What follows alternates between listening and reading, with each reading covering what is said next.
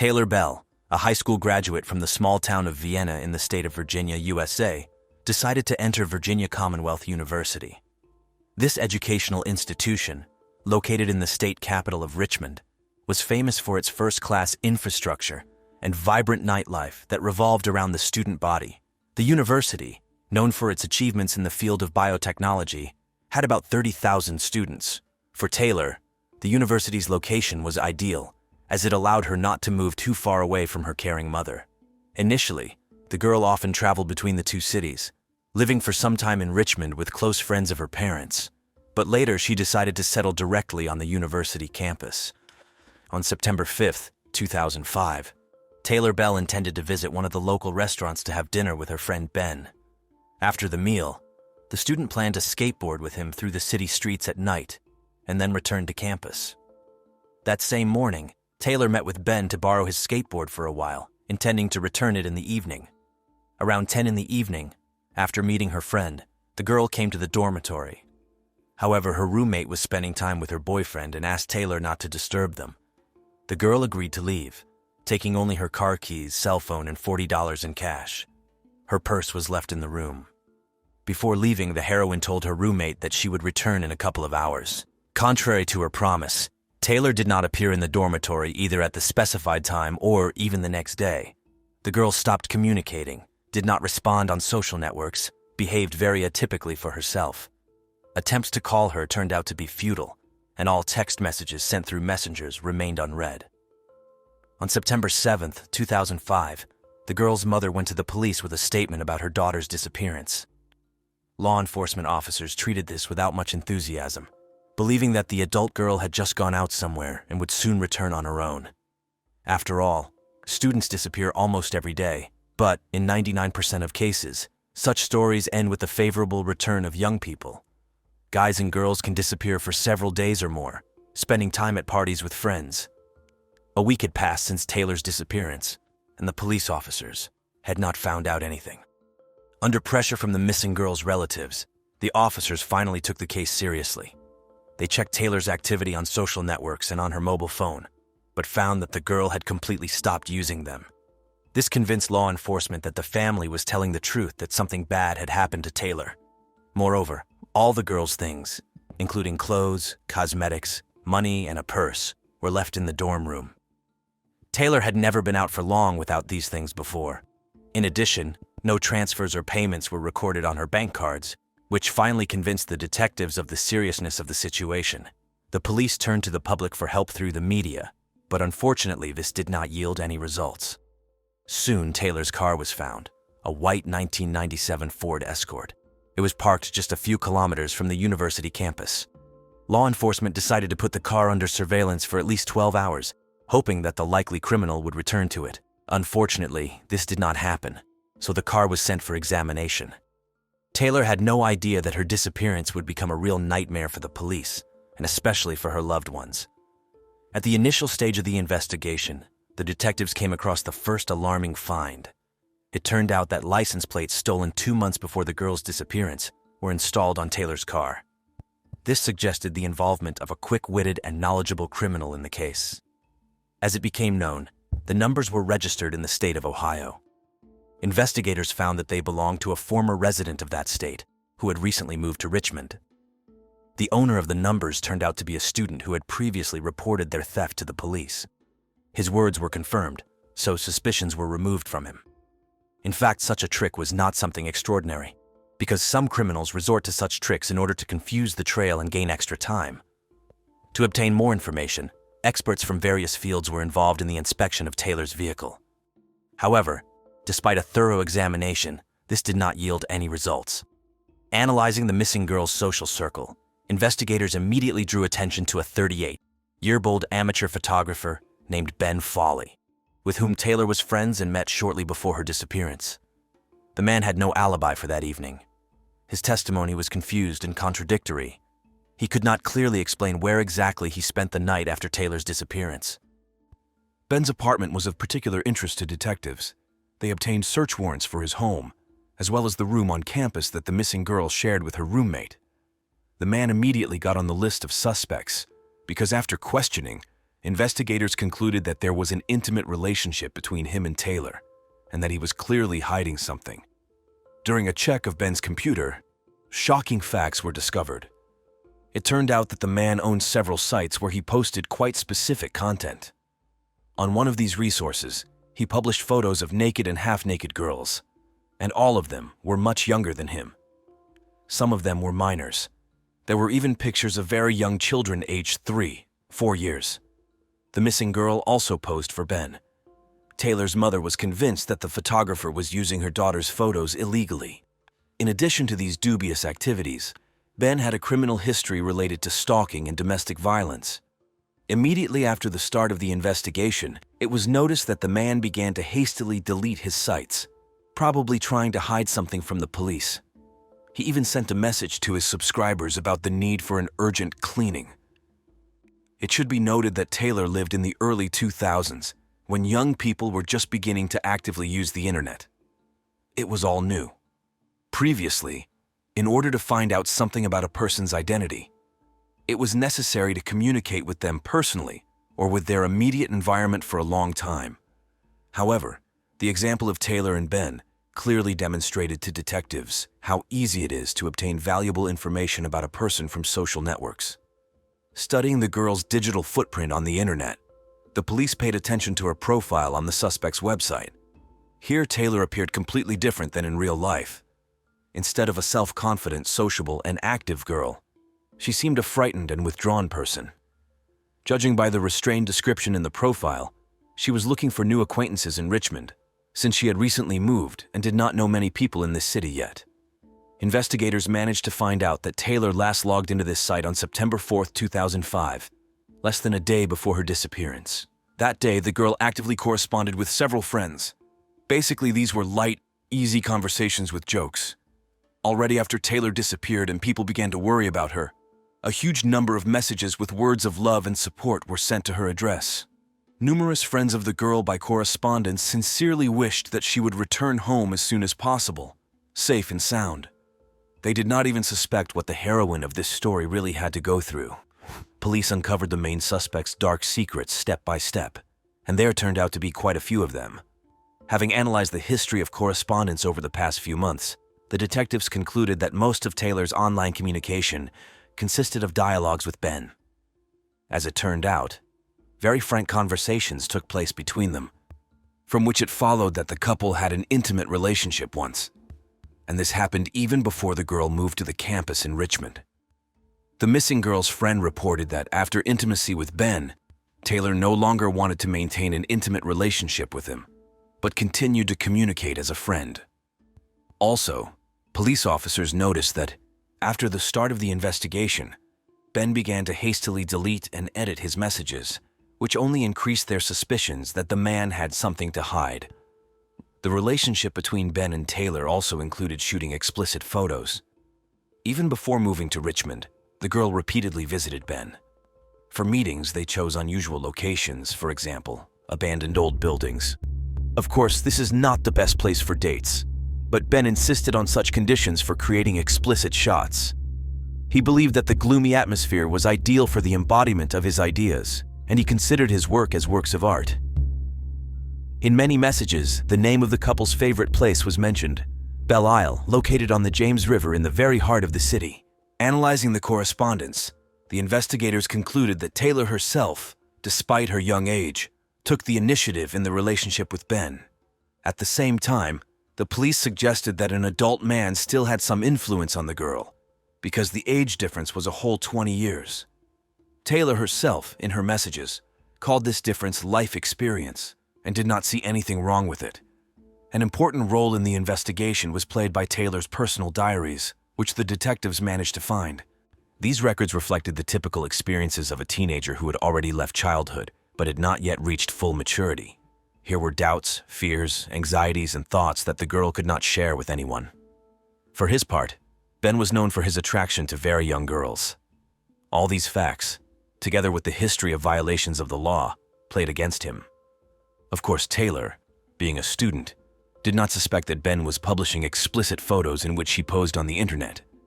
The girl sincerely believed that they were doing art solely for themselves and no outsiders would see these pictures. According to investigators, she became another victim of the alleged criminal. From the pages of the diary, the police learned that Taylor met with different men, preferring those older than herself. Her idol was actor Johnny Depp, whose features she subconsciously sought in every adult acquaintance. Many believed that Ben outwardly resembled a celebrity. Perhaps this is what attracted the girl to him. At that time, there was no information about Taylor's fate. Detectives continued to question her inner circle. The parents told the investigators the story of their daughter's life. For some time, the family lived in Great Britain and Belgium, often moving from place to place, since the girl's mother was married to an officer of the Royal Air Force. After the breakup of that marriage, the mother and daughter were able to return to their native Virginia. The woman got married several more times, but these attempts also turned out to be unsuccessful. Taylor was a very energetic girl with a compliant character. Very smart, sometimes even too much for her age. These traits helped her quickly adapt to new schools. In total, young Taylor changed about 15 educational institutions before receiving a certificate and entering university. Everywhere, she easily made friends and made acquaintances. Sometimes the girl seemed too soft and trusting. For a long time, the mother tried to protect her daughter, believing that she was not yet ready for an independent adult life. The biography of the missing girl turned out to be full of ambiguous facts and secrets. The mother described Taylor as a willful and energetic girl. She grew up in a privileged environment surrounded by conservative and wealthy people. However, Taylor wanted to know the other side of life too. So after entering university, she decided to move to another city and settle on campus in order to achieve her goals on her own. Unfortunately, the young student did not even realize the dangers that could lurk behind the walls of a student dormitory. Despite good intentions, such places also have a dark side. Sometimes they turn into a real hotbed of undesirable phenomena among young people. Theft, substance abuse, promiscuous sexual relations. Since students are in close contact with each other, all this begins to manifest itself more clearly. At the same time, the vast majority of dorm residents are really focused on studying and getting an education. Without a wealth of life experience, it is very difficult to objectively assess the situation, which is what happened to Taylor. In the opinion of law enforcement officers, the missing girl made several serious mistakes at once. First of all, this concerns the relationship with a man who was twice her age, had convictions and mental health problems. A former girlfriend and a former roommate confirmed that Ben suffered from bipolar disorder, had sharp mood swings, and problems with anger control. In addition, detectives considered Taylor's decision to leave campus after 10 in the evening fatal. No one accompanied her, and she simply disappeared in the dark. And what is your opinion on this? Write in the comments, I will be interested to read. Investigators began compiling lists of dormitory neighbors who aroused suspicion. Police officers identified several students who were actively involved in the distribution of narcotic substances on campus. However, their alibi was confirmed.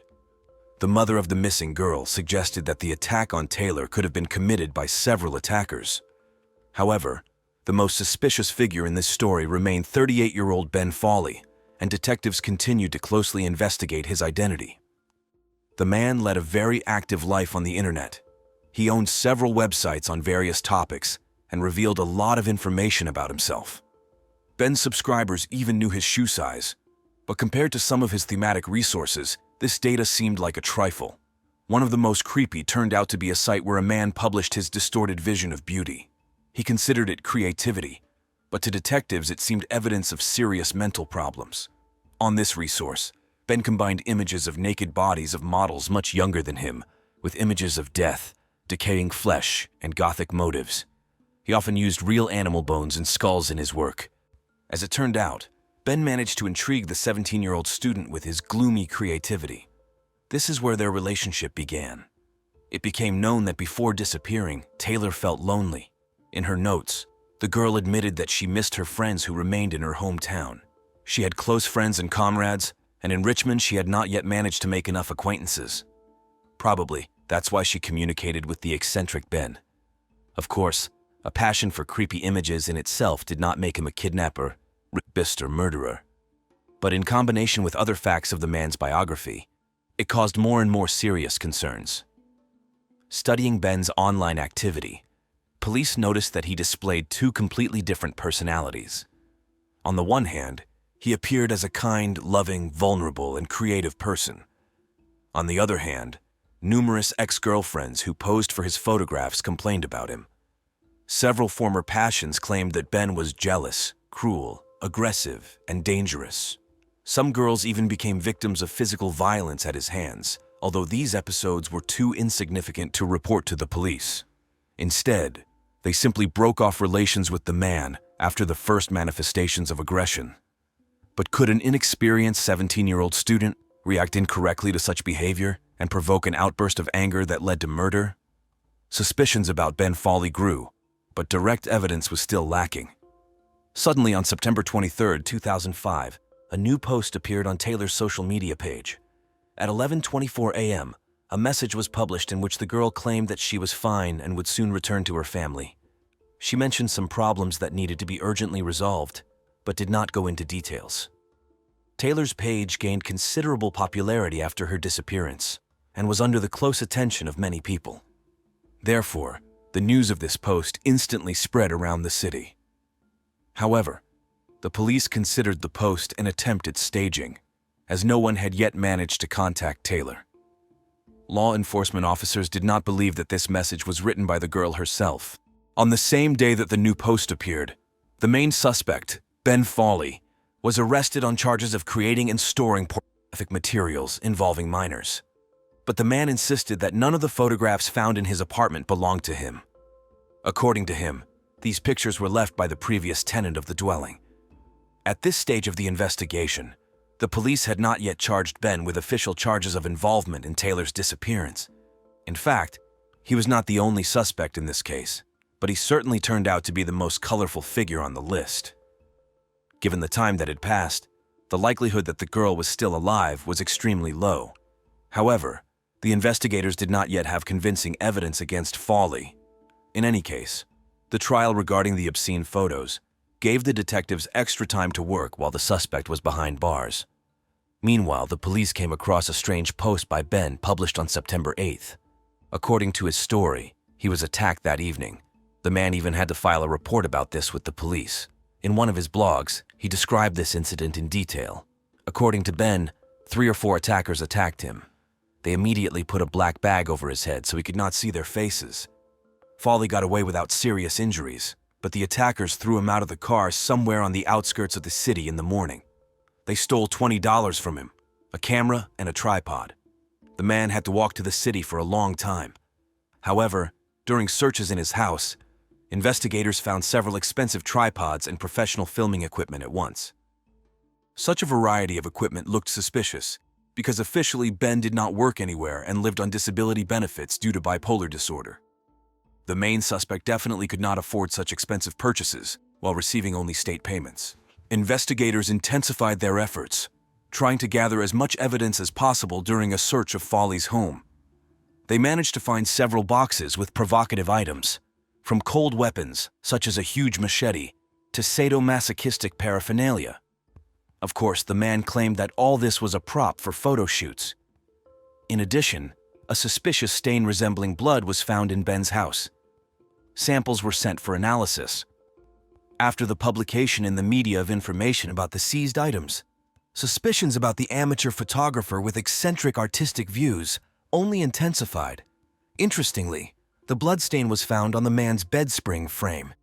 Experienced police officers immediately asked themselves the question, how much blood would have to be shed for it to soak through the mattress and reach the springs?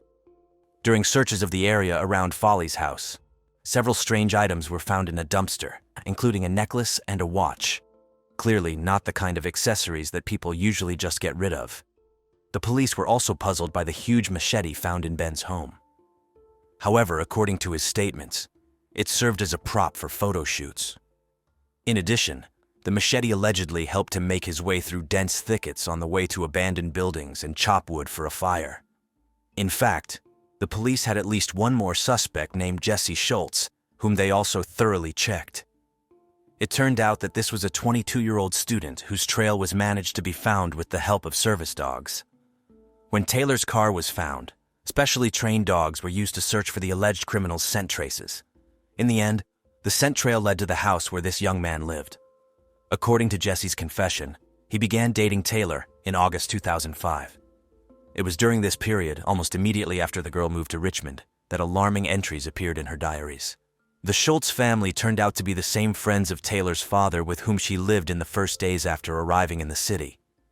Despite all the efforts of the investigators, the truth about what happened to Taylor turned out to be much more terrible than they could have imagined. Taylor immediately began to complain about the son of the Schultz couple. According to the girl, the young man was so intrusive in his courtship of her that she no longer felt safe under their roof. This is what caused her to move to the university campus. However, Taylor did not mention that they were dating. After the service dogs picked up the trail that led to Jesse, law enforcement officers conducted thorough searches in his home. Traces of narcotic substances were found in the guy's room, which gave grounds for his detention.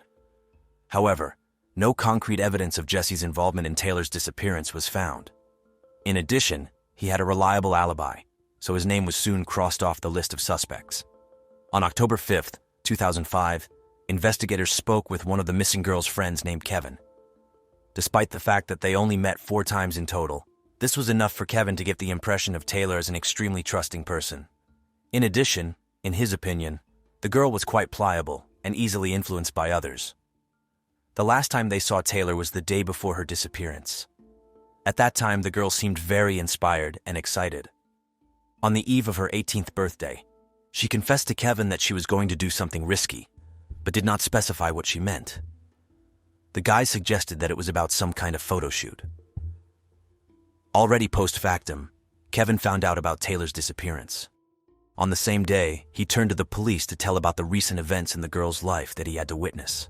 In particular, it was during that meeting that he first saw Ben Fawley, whom Taylor introduced as her photographer friend. Kevin immediately felt hostility towards this man because he made a very suspicious impression on him. Later, Ben himself contacted Kevin, trying to find Taylor, because he could not do it on his own. The guy had a clear feeling that the photographer was hiding something. Throughout October, the search for the missing girl continued. Police officers examined numerous locations in the vicinity of Richmond. These were places that Ben photographed as part of his project dedicated to highlighting the city's problems. One of these objects even had a separate blog of the man dedicated to it. About 100 kilometers from Richmond, in Matthews County, the body of a young woman was found in a shallow pit. It was impossible to identify her on the spot due to significant damage. The body was in a terrible condition. The soft tissues had significantly decomposed due to environmental influences and the activity of small animals like wild dogs. It was a horrifying sight, and one of the forensic experts literally could not stop his mouth from gagging at what he saw. Identification of the deceased's identity became possible only thanks to the recognition of fragments of clothing by her mother. In the end, the examination finally confirmed that the found remains belonged to the missing Taylor Behl. The woman was devastated by grief and vowed to make every effort to punish the monster who committed this terrible crime against her daughter. The place where the body was found was established, thanks to photographs taken by Ben. The attention of law enforcement officers was attracted by one of the locations that the man had been excessively interested in recently. It was decided to carefully examine the outbuildings located there, which brought results.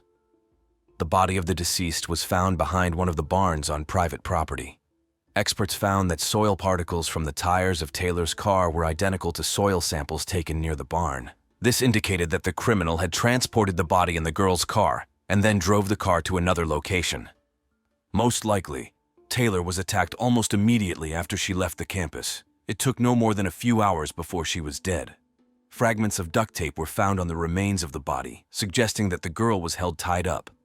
Police turned to Ben Fawley for comment.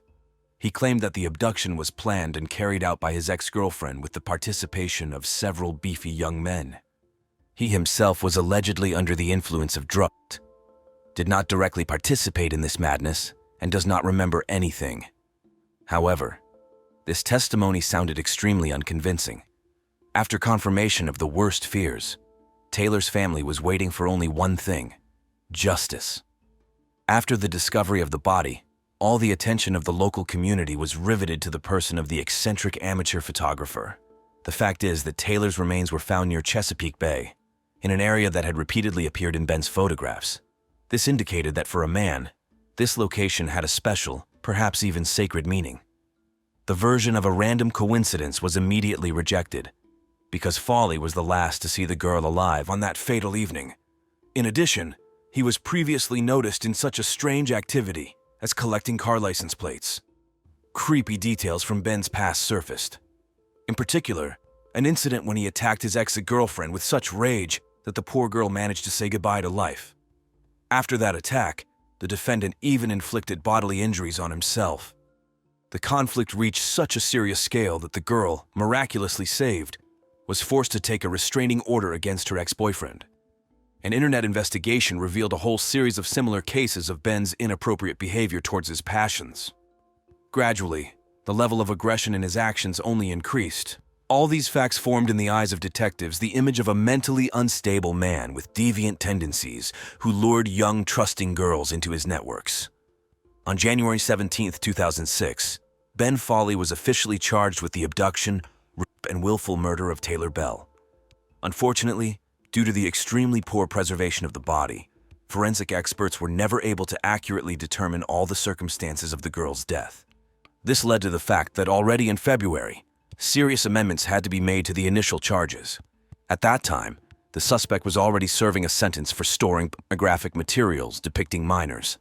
In the end, in August, Ben made a deal with the investigation and pleaded guilty to the crimes he was charged with, albeit very selectively choosing the wording. According to his version of events, that evening, he met with Taylor immediately after she left the campus. Together, they went to a deserted place, where in the back seat of the car, Ben allegedly tied the girl's hands behind her back with duct tape, after which they had rough consensual sex. Then, in a fit of passion, the man allegedly accidentally strangled his partner. He left the body in the forest, and the next day he returned to hide the remains. Most of the facts cited by Ben remained unsubstantiated allegations that are difficult to prove. Although the forensic expert was unable to unequivocally determine the cause of Taylor's death, he insisted on its violent nature. After all, even with accidental strangulation, it takes effort for several minutes for a lethal result to occur. So the attacker could have released the victim at any time. The prosecution insisted that Ben deliberately tied the girl's wrists, not for sexual games, but to deprive her of the opportunity to resist. And this meant that the whole story he voiced was a complete lie and the events unfolded in a completely different way. Fawley stood his ground, assuring that the duct tape was part of a role-playing game. However, no one believed this version. Taylor's friends stated that she was never interested in extreme sexual practices such as asphyxia or bondage. While recreating the picture of events described by the accused, the investigators came to an unambiguous conclusion that the scenario he voiced does not stand up to any criticism. In the cramped space of a car, and even with her hands tied behind her back, the girl would be in an extremely uncomfortable and vulnerable position. Taking into account Taylor's character and habits, it is unlikely that she would voluntarily agree to this. A much more plausible version looked like Ben kidnapped, raped, and then killed his victim. The main motive for the crime was considered the girl's refusal to have an intimate relationship with Fawley. During the court session, the prosecutor read out a letter that the defendant sent to his ex-girlfriend. It contained the following lines: "I am the cause of Taylor's death. I deserve imprisonment." These words could well be interpreted as an admission of guilt. Ben decided to make a deal with the prosecution and pleaded guilty to second-degree murder. The rest of the charges against him were dropped. In February 2006, the hapless photographer was sentenced to 30 years in prison. Taylor's mother was finally able to breathe a sigh of relief. Now the woman knew that the soul killer who took the life of her only daughter had been justly punished. Christine Johnson, like many little girls, dreamed of a Hollywood star's life from childhood being beautiful, wealthy, and famous. She grew up in a loving family, had a happy childhood, and ambitious plans for the future. Christine's desire to become famous came true, but unfortunately, not due to her talents, but because of the cruelty of her killer, and the details will shock you because her body was found with a torn-off ear. Born in 1981 in Santa Clara, California, Christine soon moved with her parents, Teresa and Kirk Johnson, to the small town of Saugatuck in Michigan. It was a cozy and picturesque place with a population of less than 1,000 people, where an atmosphere of peace and security prevailed. Crime here was extremely low, so locals didn't even lock their doors, not fearing criminals. Everyone in the community knew each other. Christine grew up along with her brother Derek, who was a few years older, in a family that seemed friendly and happy at first glance. However, the family idyll was shattered when the parents decided to divorce. Despite this, they maintained a good relationship for the sake of the children. According to the custody plan, Christine and Derek alternately lived with their mom and dad. Due to such circumstances, the girl got involved in household chores early and started helping her mother at the age of 12, including with the family budget. Striving for financial independence, Christine tried to get any job so as not to ask her parents for money. Meanwhile, her brother went to serve in the army and then decided to become a career military man. While studying in high school, Christine, having become independent, took her life into her own hands. Intelligence and natural beauty helped her in this. The girl was cheerful, fun, and an interesting conversationalist. She looked great thanks to an active and healthy lifestyle. Relatives, admiring Christine's beauty, advised her to conquer Hollywood. The girl got the most pleasure from sailing, surfing, and other water activities that she enjoyed when visiting her grandmother in California. However, after returning to Michigan, Christine missed her favorite hobbies and needed time to adjust to a different way of life. Here she became passionate about theater, being a member of a small acting group. In winter, she worked part-time as a waitress in a local cafe. Thanks to her friendliness, politeness, and sociability, Christine became a real find for the owner of the establishment, attracting more and more visitors. Christine increasingly thought about leaving the small town of Saugatuck. The measured life of the province did not appeal to her.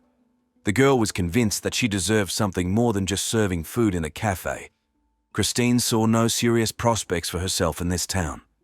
After graduating from high school in 1999, she finally gained enough freedom to start building her own life and path to success. Having thought over her situation, Christine decided to go in search of herself. The girl traveled to different cities, worked there, and tried her hand at various fields of activity. Eventually, in 2000, she chose California, which she loved so much, as her place of residence. This state attracted her with its wonderful climate and much wider opportunities for realizing her potential. At first, Christine moved in with her grandmother, who lived in the small resort town of Santa Maria with a population of 100,000 people. Despite being close to her favorite entertainment, the girl first focused on solving important issues. First of all, she started looking for a job, because providing for herself was very important to her. Christine got a job as a system administrator in the city's electric power company. Then she focused on her education and decided to enter the University of California. The educational institution was located a 40-minute drive from her grandmother's house. Christine successfully passed the entrance tests and bought a car with the money she had earned earlier. However, even with her own transport, daily trips over such long distances took too much of her time. Therefore, the girl began to look for a job closer to the university. This is how Christine first touched her dream Hollywood. She managed to get a part-time job with a film crew that was planning to shoot a movie. The experience of performing in a theater group helped the girl quickly adapt to the new working atmosphere. Eventually, she was hired as an assistant on the set of a thriller. Here, Christine met people who lived and breathed Hollywood. For a girl from the province, it was a real starry moment.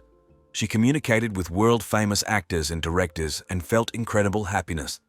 Christine could not believe that she had the opportunity to interact with celebrities. The world of cinema completely captivated her. This work inspired young Christine so much that she wanted to be even closer to the film industry. The girl enrolled in professional makeup courses taught by Hollywood makeup artists. Having mastered these skills, she thought about becoming a makeup artist on a film set. For this, Christine was going to go to the city of her dreams, Los Angeles. Although it was quite a risky journey, curiosity overcame the fear of the unknown. The girl was irresistibly drawn to Hollywood. Eventually, Christine moved to Los Angeles, a city where several famous film studios are located at once. For a young and attractive girl, it was a real period of trials and temptations, but she demonstrated the best manners and decency that only a young lady is capable of. Despite the popular trends in the environment she found herself in, Christine did not lead a dissolute lifestyle. The girl avoided noisy parties and get-togethers, remaining a rather modest person. She had a relationship with a guy she had met a few years ago and continued to communicate with, overcoming the distance between them. Later, he moved to Christine, and starting from 2002, the young people decided to rent an apartment in Los Angeles together. Since they had not yet achieved financial stability, such a step was beneficial for both of them. It was a difficult adventure, but Christine did not lose heart and began to look for a new job on a permanent basis. However, difficulties arose with this. The girl managed to find only temporary part-time jobs, and there was no serious work. The lion's share of their joint budget was earned by her boyfriend. Meanwhile, relations between Christine and Todd became more and more tense. Later, the girl complained to her mother that verbal altercations with her beloved increasingly turned into physical violence on his part. She found herself trapped in a toxic relationship, complicated by financial hardship. Christine's mother began to look for new housing for her daughter so that she could move away from her problematic partner. Eventually, Christine broke up with her boyfriend and settled in a small apartment. She continued to get an education remotely. During this period, her father provided the girl with substantial financial support. He believed that his daughter would finally find her place in life and realize her calling, so he sought to help her in every possible way. By November 2002, Christine finally managed to get a job at a mobile communications company, but this position was far from her ideals. Neither the field of activity nor the level of income met the girl's expectations. In addition, Christine still could not find acceptable housing near her place of work. Instead, her mother found a cozy house in the town of Santa Monica, neighboring Los Angeles, which had to be shared with 2 more girls. The attractive thing was that it was located next to the beach in a lively residential area. It seemed like an ideal place to get on her feet, so Christine moved there. During this period, the girl transferred to the University of Santa Monica. Christine's dreams of Hollywood did not come true. She failed to start a career, her relationship with her beloved fell apart, and she was actually forced to start her life from scratch. However, the girl did not lose heart and continued to steadily go towards her dream. On February 15, 2003, Christine planned to attend a party. Before that, the young beauty visited a shopping center. She had a long, fun conversation with her mother, during which they discussed the girl's plans for the future. This call was Christine's last contact with her loved ones. The next day, on Sunday, February 16, 2003, the mother was eagerly waiting for a call from her daughter, hoping to hear about how the previous day had gone. However, the girl never got in touch. The worried woman tried to call Christine herself, but her phone was unavailable. At first, this did not cause serious concern, because the daughter could be resting or at work and not hear the call. However, the next day there was still no news from Christine. Around 9 in the morning, the alarmed mother called her daughter's work. Christine was always in touch and answered calls, but this time an answering machine worked instead of her. Then the woman contacted the girl's manager, who informed her that she had not shown up for work. He emphasized that Christine was a very responsible employee, and during the last 3 months she had no delays or absenteeism. The girl's absence surprised all her colleagues, but they also could not reach her. As the manager said, Christine was last seen at work on February 14th. One of her co-workers recalled that the girl was going to some party. The mother of the missing girl visited her daughter's page on social networks, hoping to find useful information about this event. But in vain, Christine had not published a single photo. Although previously she actively maintained her profile, actually documenting every step of her life. The woman also checked her daughter's bank accounts, but no transactions had been made since her disappearance. In search of her daughter, the mother called all the hospitals, but Christine was not registered anywhere. So on February 17th, she decided to contact the Santa Monica Police Department with a statement about the disappearance of her 21-year-old daughter. The investigators checked whether a girl matching the description had been involved in traffic accidents during these days, but found nothing. The missing beauty's neighbors also heard nothing about her since her disappearance. The police turned to Christine's ex-boyfriend, Todd, with whom she had a rather stormy and sometimes violent relationship. The version was considered that he could have found his beloved who had run away from him and done something to her, but the young man denied seeing the girl. Christine's neighbors were only able to provide superficial information about the last day they saw the girl. According to them, on Saturday, February 15th, the missing girl was going to some party, but with whom and where exactly they did not know. The same information came from the girl's colleagues when they communicated with her mother. This clue became the first in the investigation, so the detectives began to carefully check it. Later, another detective joined the case. While reviewing the collected materials, he was struck by the photo of the missing girl. The crime victim bore a striking resemblance to another girl who had disappeared earlier and was found dead in 1995. That girl, starting her modeling career, agreed to a photo shoot for the glossy magazine Photographer, but these plans were not destined to come true. It was about Linda Sobek, killed by photographer Charles Redburn. He lured the beautiful blonde out of town by deception, where he dishonored and took her life. The policeman knew that at the time of Christine's disappearance, Linda's killer was already serving a sentence in prison, so physically he could not be involved in the new crime. However, it could be a follower of Charles who was inspired by his scheme of action. Detectives needed at least some clue related to the missing girl, so they put out an alert for her car, a white Mazda Mitre. At the same time, while communicating with Christine's mother, investigators found out more details about the girl's ex-boyfriend Todd, and also learned the name of her new chosen one, Lucas. However, the woman knew very little about the latter. She could not even name his last name, which greatly complicated the search. More than 48 hours had passed since Christine's disappearance, a critical period in such cases. The police seriously considered the possibility that the girl might already be dead. They began to analyze the billing data of her mobile phone. It turned out that the last outgoing call was made on February 15th at 17:34. Christine called the directory service at 411, which could indicate that she was in trouble and was trying to clarify an address or someone's phone number. The conversation lasted about 3 minutes, so this communication could be of great importance for the investigation. Unfortunately, it was not possible to find out the exact content of the dialogue, since such calls were not recorded. After that conversation, the girl's mobile phone was discharged. The last location of the gadget, recorded by the system, indicated the area of Ventura Boulevard. The police decided to involve the media in the investigation. The headlines immediately featured messages about Christine's disappearance with hints of the similarity of this case to Linda's murder. In search of clues, investigators carefully searched the apartment where Christine lived. Among the finds was a receipt from a lingerie store, dated the day the girl disappeared, February 15th. The police managed to find out that, despite the aggressive behavior of her ex-boyfriend, Christine continued to maintain contact with him. Sometimes she visited him, the last time on February 7th, but the detectives managed to find the most serious clue while studying the missing girl's email. On February 13th, Christine sent a message to the party coordinator, in which she expressed a passionate anticipation of the holiday and her intention to buy a ticket. In response, she was informed about the complete sale of tickets, but assured that she would be included in a separate waiting list. This is a fairly common practice among organizers of events. With the participation of celebrities in this way, they encourage visitors to buy VIP tickets at greatly inflated prices. Finally, the police managed to find Christine's new boyfriend, Lucas, and talk to him. According to the young man, he last saw the girl on February 14th, the day before her disappearance. They watched a movie together, after which they parted.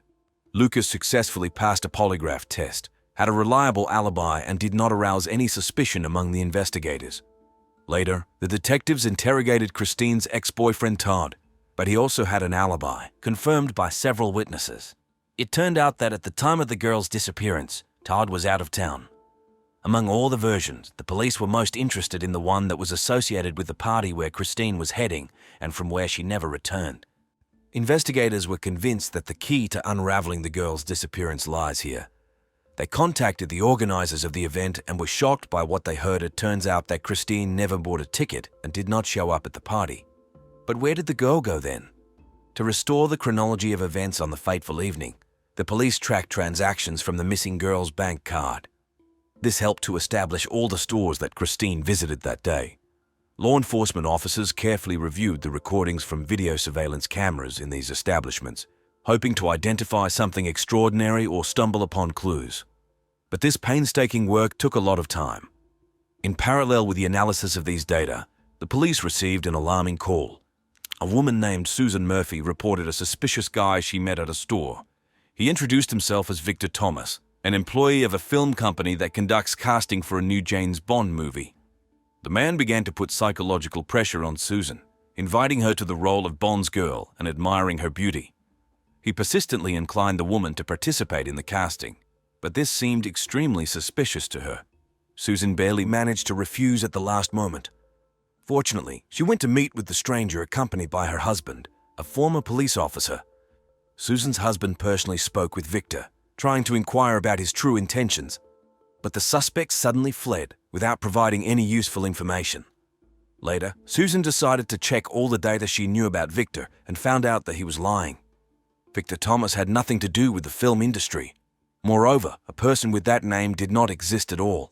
It seems that the man invented a legend, similar to Linda Sabic's killer, in order to meet a beautiful woman. But for what purpose remained a mystery. Although Susan's story ended well, Victor was still at large and could continue his shenanigans. Therefore, the police Urgently began to check the received information and search for the suspicious guy. It was quite possible that he had evil intentions. Investigators studied the recordings from surveillance cameras of all the stores where Christine made purchases on the eve of her disappearance, but found nothing worthy of attention. Then they decided to go around the shops and interview the staff. The salespeople were shown a sketch of Victor, who allegedly harassed beautiful girls. In one of the stores, the cashier recalled seeing a similar man, but could not provide any more details. Eventually, an artist arrived on the scene to compile a sketch of the suspect. The search for Christine was gaining momentum. Dog handlers with dogs and volunteers were sent to the area from where the girl last got in touch and called the directory service. patrols and volunteers continued to look for the missing girl's car and Christine herself. There were many messages from citizens that a similar car was seen in different places, but all these clues turned out to be false. Finally, on February 24th, an important signal was received by the police. In the parking lot of the shopping center that Christine visited on the day of her disappearance, her car was found a white Mazda Miata. The forensic expert who arrived at the scene conducted a thorough inspection of the interior, seized fingerprints and all potential evidence. A bottle of water was found on the back seat, and the missing girl's mobile phone was on the front seat. But the investigators were most surprised by the story of the parking lot guide. The man recalled a strange incident related to this car. The car drove into the spot at 17:45, although it was reserved for another client. Some man got out of the car who, upon hearing the guard's remark, behaved extremely aggressively.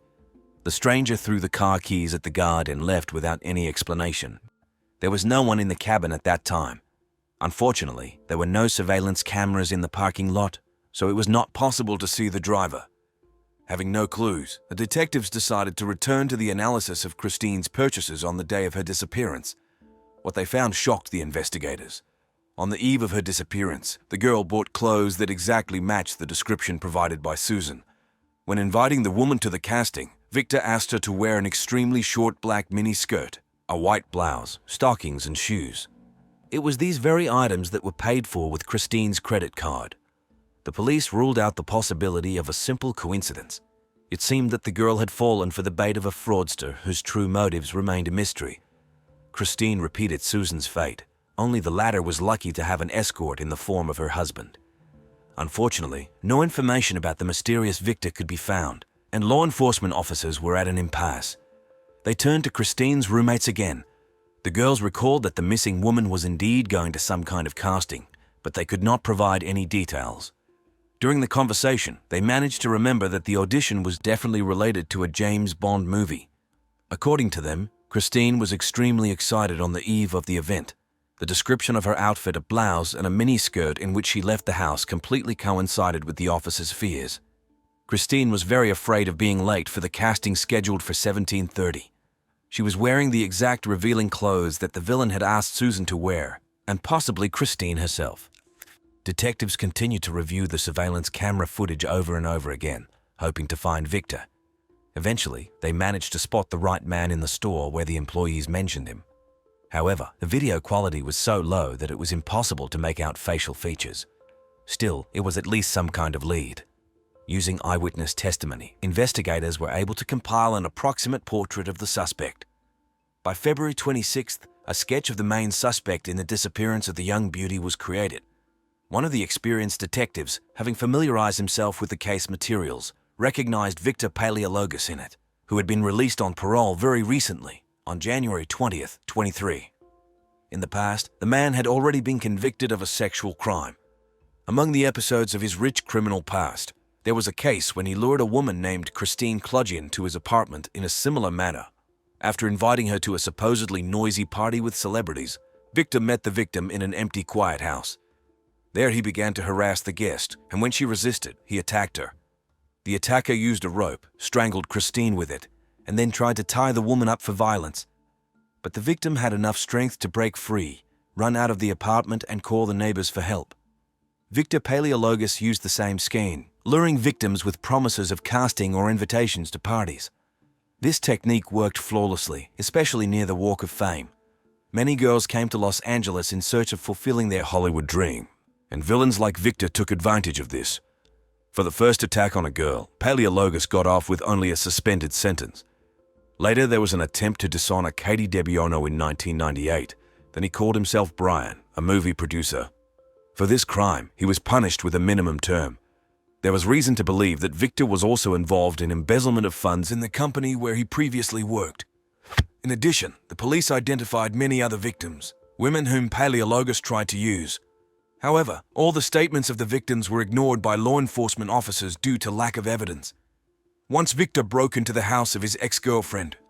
Although he did not manage to bring his criminal intent to the end, the man still stole money and jewelry from the home. And even for this act, he got off with only a suspended sentence. Later, an even more serious case occurred. Victor lured a girl named Heather into a trap. As always, he incited her to dress in a seductive manner. It seems that this particular appearance of the victim excited him the most. Then Paleologos tried to tie the girl up in order to get intimate, but Heather miraculously managed to break free. Somehow she managed to push the attacker away with the sharp heel of her shoe. These precious seconds allowed her to run out of the trap and hide in her own car. The girl filed a statement against the offender. For this crime, Victor received 2 years in prison, but was released on parole on January 20th, 2003. This happened just 3 weeks before Christine's disappearance. It seems that once at liberty, the repeat offender took up the old. By the time the police got on the trail of Paleologos, he had already been arrested. This time he stole a BMW X5 in Beverly Hills and tried to sell the car with forged documents. The detainee was found to have a wallet with a whole bunch of stolen IDs, credit cards and other documents. Victor perfectly matched the type of criminal involved in Christine's disappearance. His handwriting completely coincided with what was known to the investigation. All the facts pointed to Paleologos, so the detectives decided to show his photo to Susan, who avoided the attack thanks to the intervention of her husband. At the police station, Susan unhesitatingly pointed to Victor's photograph among other pictures. Later, during the identification procedure, she again unmistakably identified him, noting that she immediately recognized the man, despite obvious attempts to change his appearance. Paleologos slouched a little, extended one arm, making it longer than the other, and combed his hair in a new way. But all these tricks did not help him avoid exposure. During a separate check, Susan's husband, who once tried to detain the criminal, also recognized him. Unfortunately, the parking lot guard where the missing girl's car was found could not identify the suspect. He only managed to see Victor for a moment from afar and in the dark, without seeing his face. At the time the photo was presented, Paleologos was already behind bars, although on the day of Christine's disappearance he was still at large. During the interrogation, the suspect denied any involvement in the girl's disappearance and flatly refused to admit the fact of communicating with Susan, despite the presence of irrefutable evidence to the contrary. Victor refused to testify without a lawyer, explaining this by his recent parole and fears that he was being framed. So the detectives continued to collect evidence against him. Soon a new witness came forward, a realtor who had been working with Victor for the last few weeks and noticed some oddities in his behavior. Paleologos was looking through a real estate agent for a house worth up to $700,000. They inspected several properties every day when suddenly a message came about the disappearance of documents and keys from one of the houses. Then the realtor did not even suspect that his client could be involved in this. But as soon as he saw Victor's photo in the news summary, everything fell into place. The witness also identified the suspect. According to him, their last meeting took place just a day before Christine's disappearance. Then Victor behaved strangely. He was somewhat nervous. In one of the inspected houses, he went to the toilet and began to shout loudly from there, allegedly checking the quality of sound insulation. The police suggested that this way the man could look for a place for his criminal actions, where the screams of the victims would remain unheard. Detectives examined all the houses that Paleologos visited. They paid special attention to the object that so intrigued the suspect. Interestingly, this dwelling was located in the same area where Christine's mobile phone signal was last recorded. Investigators literally turned the house upside down, looking for at least some evidence of Victor's involvement in the girl's disappearance or her possible body, but found nothing. Meanwhile, searches continued in Paleologos' apartment. Photos of women in clothes that the suspect seemed to especially like were found on his computer. A short skirt, a white blouse, stockings and high-heeled shoes. It had been 12 days since the start of the investigation, but the missing girl's family still cherished the hope of Christine returning home alive. Victor continued to deny everything and was in no hurry to share any information with the police. He only confirmed the fact of meeting the girl, after which, according to him, they went their separate ways and he did not see her again. Victor Paleologus was born in 1962 in Pennsylvania into an ordinary family. He was the youngest of 5 brothers. The man graduated from college with a bachelor's degree, after which he entered graduate school in Los Angeles. From 1990 to 1993, he was married. Interestingly, some facts indicated that in 1991 Victor could have tried to poison his wife when she filed a statement against him. All of Paleologus' attempts to organize his own restaurant business failed. It seemed that this was a world-weary loser who had slipped into a life of crime. It seems that Victor's fetish for beautiful women forced him to cross a dangerous line, and he began to attack them for the purpose of intimacy and sexual gratification. Regarding the evening of Christine's disappearance, Paleologus, together with his lawyer, provided an alibi. Allegedly, Victor had dinner with an acquaintance in a restaurant. This information was indeed confirmed, but law enforcement officers understood that despite this, the man still had enough time to play out another criminal drama and kidnap a new victim. On March 1st, another witness called the police. According to his statement, on February 15th, he saw the missing girl. She stopped near his house in search of some mansion that resembled a castle. The man could not help her because he himself did not know where this building was located. Instead, his wife, hearing their conversation, told Christine the direction. The incident occurred around 1730. Now it became clear for what purpose the girl dialed the number of the directory service 411. She needed navigation to a building that looked like a castle. Investigators had a new lead. Moreover, it was in such a house that Victor checked the quality of sound insulation. Everything pointed to him. While the detectives were working with this data, a new event occurred. On March 3, 2003, 4 teenage friends were walking through the Hollywood Hills, admiring the picturesque panorama of Los Angeles. Suddenly, one of the guys, approaching the edge of a cliff, noticed some strange object below, 100 meters from him.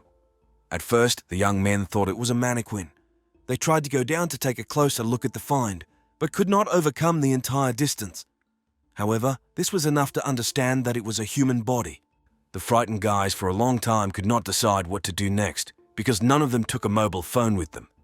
Eventually, they went to the police station. On the way, the teenagers met a woman who was walking dogs and told her about the horrendous find. She approached the body to make sure the guys were not mistaken. The victim was wearing a gray hooded sweatshirt. Her legs were tied and wrapped in blue fabric. The hands of the deceased were behind her back, and a hairband was on her right wrist. Below the waist, tattered stockings were visible. Frightened by what she saw, the woman called the police. Soon, law enforcement officers and rescuers arrived at the scene. They had to sweat a lot to get the mutilated body from the hard-to-reach area. Obviously, the criminal hoped that his victim would never be found here. Perhaps this would have happened if it were not for the quick-witted teenagers who accidentally wandered into this deserted area. The forensic expert identified the deceased as the missing Christine Johnson. Her body was found not far from the house that Victor liked so much during the real estate viewing with the realtor. The girl's parents were immediately informed about the tragic news, who could not believe the reality of what had happened and did not hold back their despair over the loss of their daughter. Christine's entire body was covered with bruises and scratches, indicating desperate attempts to resist. The corpse was in a terrible condition and had time to undergo significant putrefactive changes, lying under the scorching sun for more than 1 day. In addition, it rained 1 day. The face was especially disfigured, which was facilitated by both numerous injuries and the unnatural position of the deceased's body with her head lowered. Someone tore off the girl's ear. The expert also noted large bruises on Christine's head and neck, which indicated a traumatic brain injury and strangulation. Initially, this was recognized as the cause of death, but soon even more horrific details were clarified. Investigators had no doubt that it was Victor Paleologus who was involved in the murder of Christine Johnson. However, it was necessary to prove that at the time of the girl's death, the suspect did not have an alibi. For this purpose, the detectives went to Joey, an acquaintance with whom Victor allegedly had dinner that fatal evening. But it turned out that in fact it was not a friend, but a casual acquaintance. During a thorough interrogation, the man admitted that he and Victor had agreed to meet much later than the incident with Christine occurred. According to Joey, they met Paleologus only the day before. On February 15th, Victor was late for the meeting, arriving around midnight, although they initially planned to meet much earlier. The suspect's face had fresh scratches, which he explained as an accidental injury during the move. The police step-by-step recreated the probable sequence of events that preceded the disappearance of Christine Johnson. According to the investigation, the criminal noticed a beautiful young girl in a shopping center where he often hunted for victims and decided to act according to the usual scenario. He introduced himself as a film industry worker and offered Christine to audition for the role of James Bond's girl. Victor was remarkably convincing. Acting according to a well-established scheme, he showered the girl with compliments, assuring that she was perfect for this role. Given Christine's youth and ambitions, she believed the villain and could not refuse the tempting offer. Paleologus scheduled a meeting in one of the houses that he recently inspected with a realtor, explaining that this was where the audition would take place. Christine, somewhere deep down suspecting a trap, still prepared for the casting and dressed the way Victor asked. She arrived at the place with a slight delay, as she got lost on the way and contacted the directory service. This is how the girl found herself in the clutches of a deadly trap from which she never got out. During the meeting, Christine became a victim of Victor's harassment, but desperately resisted and even managed to scratch his face. But she had nowhere to run, and the physically stronger man quickly overcame the resistance. Paleologus dishonored the helpless girl and then killed her to get rid of an unwanted witness. First, he hit her on the head and strangled her, and only then threw the mutilated body into the Hollywood Hills. But the most terrible thing was that the traumatic brain injury and strangulation did not lead to Christine's instant death. The girl only lost consciousness, and the inhuman Victor mistook it for death. By throwing the body off a cliff, he doomed the victim to a slow and painful death. Christine, having fallen from a considerable height, received numerous fractures and internal injuries. She regained consciousness for some time, but never waited for rescue, bleeding to death alone. Only a few hours later, the girl finally died from her injuries. On May 12, 2003, the district attorney officially charged Victor Paleologus with kidnapping, violence, and first-degree murder. However, the defense was fully prepared to defend the client's innocence because there was a lack of direct evidence of his guilt. The prosecution faced a difficult battle, so forensic experts used all the available weighty arguments. Victor's lawyers questioned the time of the victim's death, referring to the insects found on the body. Instead, prosecutors emphasized the striking similarity of the killer's handwriting with previous attacks on women. The cases were so identical that it was impossible not to mention them in court. Preparation for the trial was delayed, so Victor Paleologus appeared before the jury only in July 2006. The defense emphasized that the prosecution actually had no material evidence against the defendant, no DNA analysis, no fingerprints, no video surveillance recordings that would link him to the murder. This was explained by the fact that Christine's mutilated body was found only 2 weeks after her disappearance, and during this time most of the traces had time to deteriorate. However, the testimony of women accusing Victor of harassment and attacks was more than enough. After their statements, the sympathies were on the side of the prosecution. Without exception, all the victims talked about Victor's remarkable talent for manipulation. The man was so careful and convincing that even the most cautious victims like Susan Murphy initially believed his sweet promises and agreed to take part in the alleged casting, not even suspecting what was really waiting for them. It seemed that after hearing this, no one had any doubts that it was Victor Paleologus who killed the unfortunate Christine. But the defendant had a last ace up his sleeve. To avoid the death penalty, Victor proposed to make a deal with the investigation and plead guilty to a less serious crime. Now the fate of Paleologus was in the hands of the relatives of the deceased girl. At that time, the exhausting trial had been going on for 3 weeks and threatened to drag on for a long time. Given the uncertainty of the verdict and the burden of the grief experienced, Christine's family agreed to make concessions in exchange for a confession. However, Victor unexpectedly changed his mind and on the day of sentencing sent the judge an 11-page petition asking to cancel his confession. Fortunately, the law was on the side of justice, and it was no longer possible to cancel the previous statement. The court found Victor Paleologus guilty on all counts and sentenced him to life imprisonment with the right to parole no earlier than after 25 years. Some crimes remain unsolved for years, even decades. Case files gather dust in police archives while the perpetrators continue living their lives, starting families and enjoying freedom, a privilege their victims are deprived of. Today, I'll tell you about a killer who managed to evade justice for over a decade and a half. But even he ultimately faced retribution.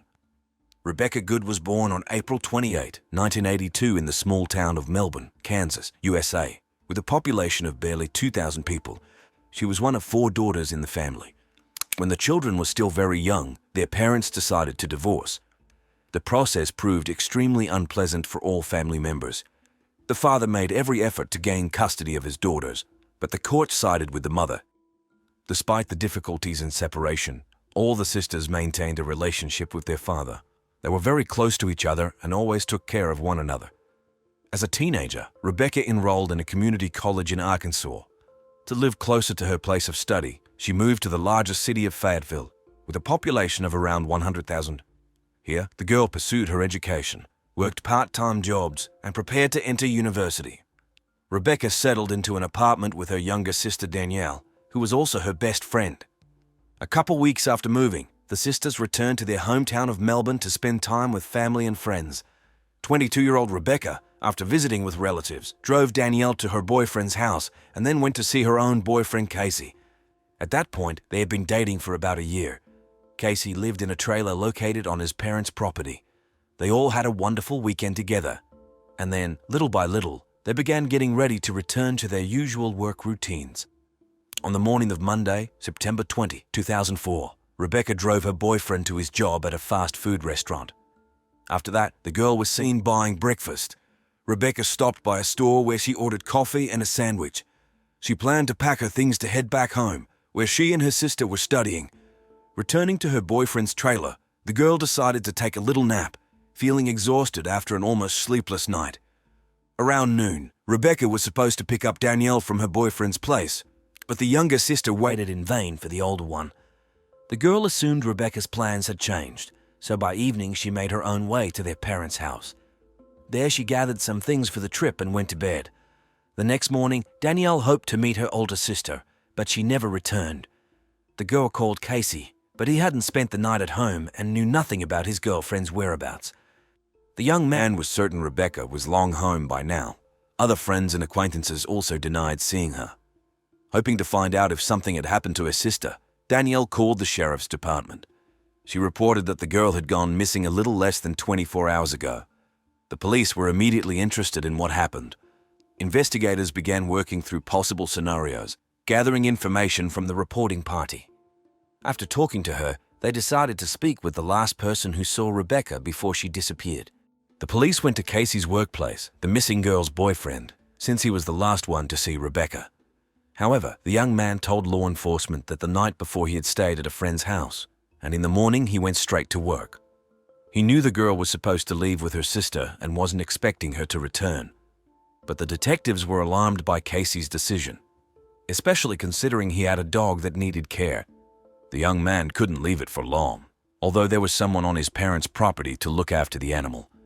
The police had no evidence to confirm their suspicions, but investigators still decided to inspect the trailer where the missing girl's boyfriend lived. They requested his consent to search. When law enforcement arrived at the scene, they immediately noticed Rebecca's car parked nearby. Inside the trailer, there was a sharp smell of bleach. All the missing girl's things were in place. Her purse, money, cell phone, even the breakfast she bought, the coffee and sandwich, remained untouched. It seemed as if the student hadn't gone anywhere at all. Even her dog, a Pomeranian, was there, which she definitely couldn't have left unattended for long. In the bedroom, the police noticed the heavily crumpled bedding. The duvet was found in the washing machine with traces of blood. A bottle of bleach stood by the bed. Detectives looked under the mattress and saw large fresh red stains on it. Obviously, someone had recently flipped it over, trying to hide these traces. After this discovery, law enforcement's suspicions only strengthened. An examination showed that the blood on the mattress and bedding belonged to the missing girl. Casey became the main suspect in Rebecca's disappearance and probable murder, given the amount of blood found in his trailer. However, several colleagues and the young man's management confirmed that on the day of the disappearance, at 8 a.m., the girl had dropped him off at work. She was whole and unharmed, after which she went about her business and didn't return. The young man worked until 4:30 p.m., and when his shift ended, friends picked him up in a car. This was seen by several witnesses. Casey went to the movies with his buddies for an evening showing, and then they headed straight to one of the friends' houses. The tired young man went to bed and didn't get up until the morning of September 21. From there, he went directly to the fast food restaurant. The friend also confirmed Casey's alibi. It seemed the young man had solid proof of his non-involvement, so there were no grounds for arrest. But investigators still didn't completely rule him out as a suspect. They continued carefully examining the crime scene. All the girl's things remained in the trailer, with the exception of the suitcase she usually took with her on trips. Police suspected that the body could have been hidden in it. Another interesting detail was the absence of one of the legs of the piano that stood in the trailer. According to Casey, this leg had long been loose and would fall off if you bumped the instrument, but he didn't know where it had gone. Maybe it rolled somewhere. Among the versions regarding Rebecca's disappearance, the possibility of her running off with her ex-boyfriend Justin was also considered. The police contacted him, but the young man assured that he had not seen the missing girl and had not maintained any relationship with her for a long time. Meanwhile, the search for Rebecca continued, and a week later, law enforcement received alarming news. On September 27, 2004, the body of the 22-year-old student was found in a ravine near the road. A random witness came across a pit formed by a mound, at the bottom of which lay the dead girl. The victim of the brutal attack was wearing only a t-shirt and underwear. During the autopsy, the medical examiner determined that Rebecca had died about a week ago. This meant that it was on Monday, September 20, after she dropped her boyfriend off at work, that an unknown criminal attacked and killed her. The girl received 2 separate blows to the head with a blunt object. The first broke her nose, and the second was fatal, fracturing her skull. Numerous bruises were found on Rebecca's body, indicating a brutal beating. Interestingly, the shape of the injuries matched the mark that could have been left by the broken leg of the piano, which was not found in Casey's trailer.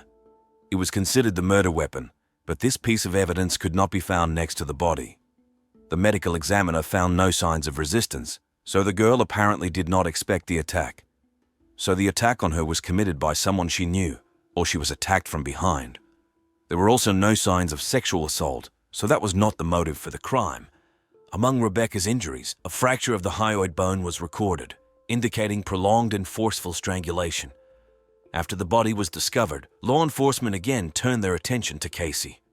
Witnesses reported that the girl had long wanted to break up with him, considering the young man to be the main cause of problems in the relationship. His possessive attitudes provoked most of the conflicts, which only intensified after Rebecca moved to another city to study. However, Casey had a reliable alibi. Nevertheless, detectives and many local residents were convinced that he was guilty of the brutal attack, since the murder took place in his house. Investigators desperately tried to link Casey to this tragedy, so they carefully checked all the information about him. But at every stage, the young man had confirmation of his alibi. He was seen by colleagues at work. Benny spent time with friends. There were tickets and payment receipts left. The next morning, Casey showed up at work again and spent the whole day there. His alibi ruled out the possibility of him committing any criminal acts against Rebecca, with whom he couldn't even have crossed paths, unless he slipped away from work unnoticed, but detectives considered that probability too low. Casey worked in a fast food restaurant, constantly in plain sight, so his absence would have been noticed immediately. It was assumed that the girl could have been attacked not on Monday morning, but on Sunday evening, when the young man had no alibi. But here too a contradiction arose. Eyewitnesses claimed that it was Rebecca who brought her boyfriend to work in her car on Monday morning. Moreover, she then stopped by the store to buy breakfast, where she was also seen. The salesman remembered the girl buying a sandwich and a donut, which were later found in her boyfriend's trailer. This confirmed that the employee was not mistaken. So the version about the attack on Sunday had to be quickly discarded. Everything indicated that Rebecca returned to the trailer, and it was there or somewhere nearby that she was attacked. After all her things remained inside, but no signs of a break-in were found in the dwelling, which meant that the girl most likely opened the door herself to someone she knew, or the door wasn't locked at all. Of course, after Casey, other members of his family who lived on the property where the trailer stood fell under suspicion. They all could have communicated and seen the girl, in fact had free access to the young man's home. But it turned out that the father of the family was out of town during that period. He worked as a truck driver and was on an intercity route. Casey's siblings also provided alibis that were quickly confirmed. It turned out that none of his relatives living on the property could have attacked the girl. Meanwhile, the police continued to communicate with the main suspect, Casey, trying to find out new details about the last days of Rebecca's life. The young man admitted that on Sunday evening he saw his cousin, 27-year-old William Miller. He was passing by and stopped for a few minutes at the driveway to talk. Although the visit was brief, investigators latched onto this information. everything indicated that the victim knew her killer, and it could have been anyone. It became known that William had come to town to help his mother move back from Texas. He arrived that same evening and was in the city during the period of the girl's disappearance, which looked suspicious. Could William have had a motive for committing the crime? To get more information, detectives spoke with him, but couldn't find out anything new. He only confirmed talking to his cousin on Sunday evening, after which he left without seeing Rebecca. Another suspect was a girl named Jenny Furtner, who had long been at odds with Rebecca over her ex-boyfriend Justin. But this time, too, the police failed to find evidence of her involvement in the attack. At the time of the murder, she had a reliable alibi. Gathering information about the last days of the deceased's life, detectives learned that she had met with a guy named J.B. Etsy. There was no romantic relationship between them, but the young man sold her marijuana, for which she owed him $20. Investigators thought he might well have been involved in the murder over money. But during the conversation with him, nothing suspicious was found. The guy claimed that he would never have killed a young girl, even for an amount many times greater than the $20 debt. He successfully passed a polygraph test, so he was released. Another person investigators spoke to was Chris Cantrell. There were several witnesses who claimed he had bragged about an attack on a young student. Of course, the detectives were immediately interested in him. But during interrogation at the police station, Chris denied these claims, and the witnesses with their contradictory statements could not be found. After checking this man, he was released for lack of evidence. Moreover, he had an alibi. After this episode, the investigation reached a dead end. Despite public anxiety and pressure from the victim's relatives, the process stalled and did not move forward for several years. During this time, Rebecca's parents constantly reminded about themselves, repeatedly asking for police documents on the case. But they were refused. Eventually, the parents hired a private detective, hoping he could shed light on the circumstances of their daughter's tragic death. But even the professional failed to uncover new details of the bloody attack. Rebecca's relatives even announced a $25,000 reward for information that would help find the killer. But even this did not move the investigation from a dead end. Only in the late 2010s did the case unexpectedly receive a new impetus. Several podcasts covered the girl's brutal murder, drawing public attention to the unsolved crime. In 2018, another episode dedicated to Rebecca's death was released. The host, who was originally from the area, invited the deceased's relatives and friends to talk. They shared their versions of what could have happened. During the interview, one of the witnesses provided shocking information. He personally heard Casey bragging about killing Rebecca. According to this person, they worked together, and one time, when the young man got drunk, he confessed to the deed. But the credibility of this testimony was in doubt. First, Casey's confession allegedly took place 8 years ago, when he was intoxicated. Moreover, the witness was also under the influence, and despite all this, for some reason he did not report what he heard to the police. It's quite possible that his story for the podcast was just an attempt to attract attention to himself, to get publicity. In addition, it turned out that this witness's wife had an affair with Casey, so the man could just be looking for a way to get back at his rival. However, even this dubious information forced detectives to return to the investigation and take up the case with renewed vigor. In 2020, a new special agent with the Arkansas State Police was ordered to reopen the investigation into Rebecca's murder. He decided to start from scratch. First of all, he interrogated everyone who could have been involved in the crime. During numerous conversations, the investigator only confirmed the old alibis, and suddenly it turned out that the only person who was in Casey's trailer shortly before Rebecca's death and had no alibi was his cousin William Miller. The police had spoken to him back in 2004, but at the time he denied any involvement in the murder. Since then, William had been completely forgotten about, but it turned out that over the years he had divorced his wife and moved to the Philippines. There he got into a relationship with another woman, with whom he started a new family and had 2 children. In the Philippines, William owned a large farm of about 12 hectares, where the family raised livestock and tended plantations that provided them with a livelihood. The couple's older son spoke English quite well, while the younger daughter knew only a few phrases, preferring the local Bisaya language. William himself worked in the oil industry and taught at the School of Equatorial Hygiene. The police suspected that his life abroad was actually related to an attempt to avoid paying taxes. After all, although he was an employee of a North American company, being outside the United States, he did not have to pay taxes. So William constantly shuttled between the Philippines, West Africa, and the United States. He visited his homeland to see relatives, get treatment, and periodically appeared at the office of the oil company he worked for. In any case, the new investigator who took over the investigation was eager to talk to this suspicious man. Unfortunately, due to his constant traveling, it was not easy to contact him. The detective had to be patient and wait for William's return. Intuition told him that Casey's cousin might know more about the brutal attack of 2004 than he had told at the time. Back in 2019, several journalists created a social media group dedicated to this unsolved crime. Interestingly, William joined it quite quickly. Of course, he had no idea that he was under the close attention of the police, because the details of the reopened investigation were kept secret. William's name did not appear in any of the podcasts, and no one outside considered him a suspect. He was a little-known member of Casey's family, with whom few people communicated closely. Therefore, this person was simply forgotten about, but for detectives, he had long been on the list of potential criminals. On the day of the murder, William had been in town for several days, helping his mother move, and in fact had access to Casey's trailer. It was this fact that caught the attention of the new investigator, and also the fact that shortly after the crime, the suspect left the country, which also looked strange. When William joined the social media group, he immediately aroused the interest of other members. The fact is that all the subscribers knew each other, had their own close-knit community, and then suddenly a man who lived so far away in the Philippines and could hardly know anything about this case joined, so his excessive interest seemed suspicious.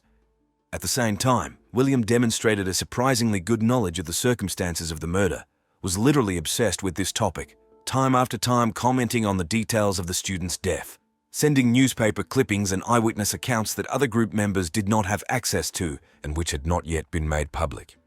Community subscribers claimed that William talked about the place where the girl's body was found and also shared his suspicions that Casey's neighbors were involved in the crime. This greatly alarmed the other members of the group. One of the girls, who was well versed in genealogy, analyzed the information and found that William was the cousin of the deceased's boyfriend. This discovery caused alarm in everyone. After considering the situation, the community members decided to pass the collected information to the Arkansas State Police. Law enforcement officials were interested in this information. William's behavior his joining the group, his obsessive discussion of the murder theme resembled the actions of a criminal who monitors the progress of the investigation and tries to lead the investigation in the wrong direction. But the police's hands were tied because the suspect was in another country and there was no way to interrogate him. Although there was an extradition agreement between the USA and the Philippines, more compelling grounds were needed to extradite a person. All that remained was to wait for William to return to the States on his own. In order not to miss his arrival, law enforcement officials warned the customs services. The man's passport was entered into the appropriate database. It was assumed that the system would automatically report his appearance at the border, and then customs officers would quickly contact the police. And so it happened. In October 2020, William flew to Arkansas to visit his family, who now lived there. The detective learned of his arrival. When police called the suspect's mother, she assured that her son had not appeared in the country for over a year. But this was a lie because law enforcement officials already knew that he had crossed the US border. Later, the woman explained her insincerity by the fact that she did not believe in the conversation with the police and thought that some ill wishes of William were trying to find him. Eventually, the police managed to arrange a meeting with William at the station on November 7, which he attended. Finding himself in the interrogation room, the suspect immediately declared his readiness to cooperate and provide any information necessary for the investigation. He assured that he had nothing to hide. Despite the fact that the man was suspected of murder, the detectives initially decided not to focus on this. The conversation began casually, from afar, with innocent questions in order to win over the suspect and give him the opportunity to open up. At first, the investigators were interested in William's current life and his frequent moves. He talked about his busy schedule and life, gradually relaxing. Further, the detectives showed interest in his work, place of residence and daily routine at the time of Rebecca's murder. William reported that he was then working on a 7-on-7-off schedule, that is, a week of 10-12 hours a day, and then the same amount of rest. Shortly before the tragic death of the student, his mother moved from Arkansas to Texas, and he helped her with the move. But she did not like the new state, so the woman decided to return back. William used one of his weeks off to help his mother return home. That is why he found himself in the city during the period when Rebecca Good was murdered. the police gradually approached the most important questions. It turned out that William was not very close to his cousins, although they occasionally met and communicated. According to him, he had been to his cousin's trailer only a few times, but did not remember this happening in 2004. Then the police tried to clarify the circumstances of William's meeting with Casey in September 2004. He confirmed that he did visit him while living in the house with his mother. According to the suspect, he had little communication with his cousin because he was constantly working.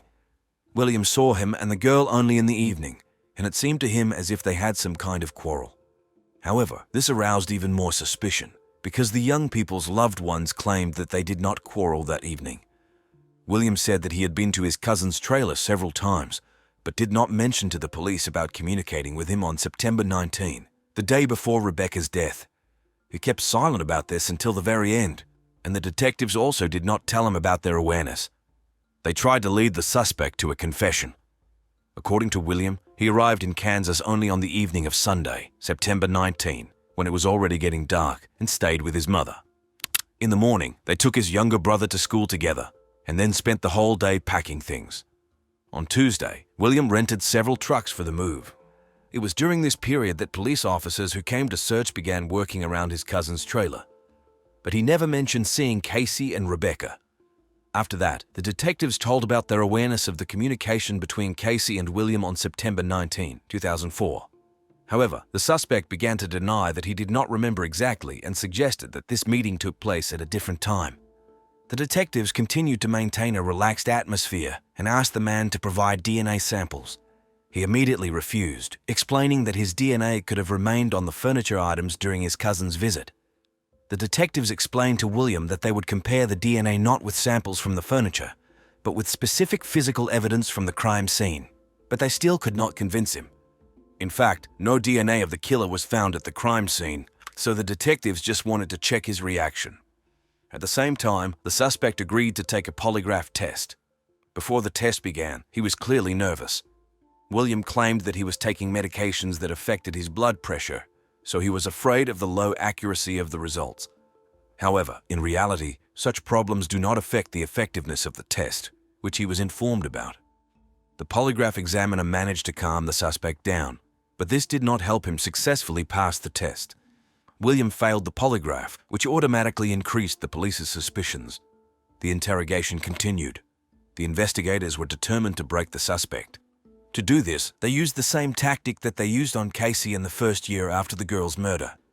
Then they photographed his car and tried to convince the young man that Rebecca's blood was found on the gas pedal. Of course, this was a trick to get the criminal to give himself away, but it didn't work with Casey. He continued to argue that it was possible, so the police assumed that the young man was indeed innocent.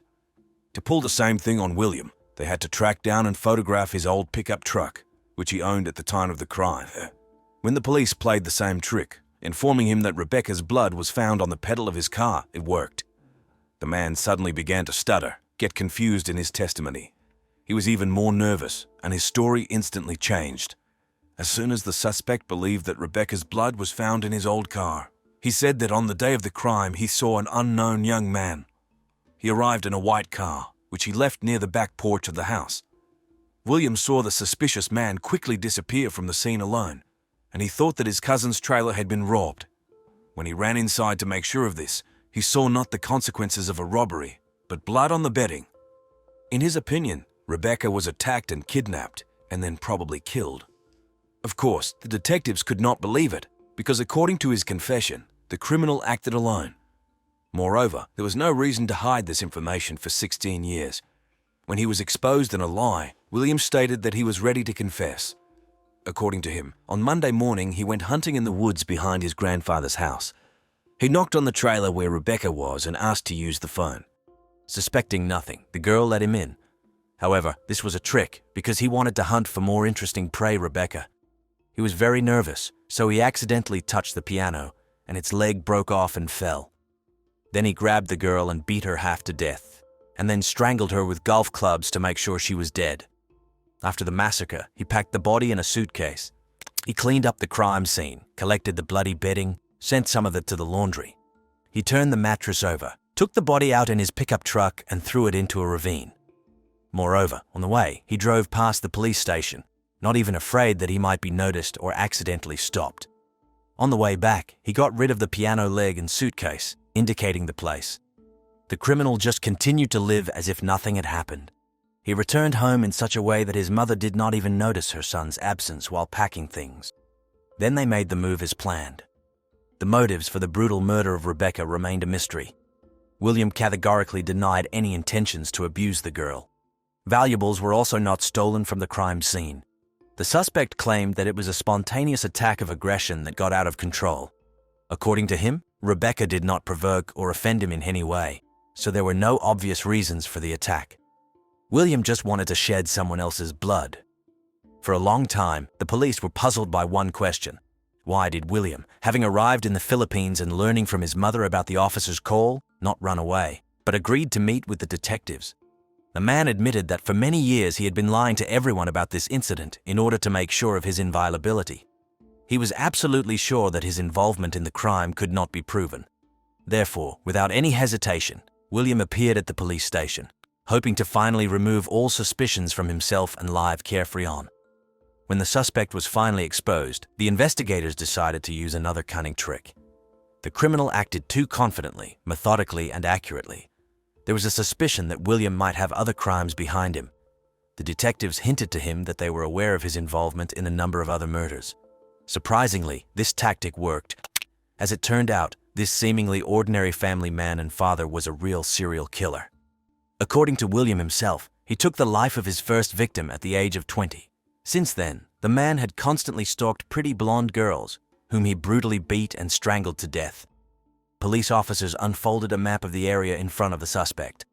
William, without hesitation, marked several points on it where, according to him, the bodies of the dead girls could be found.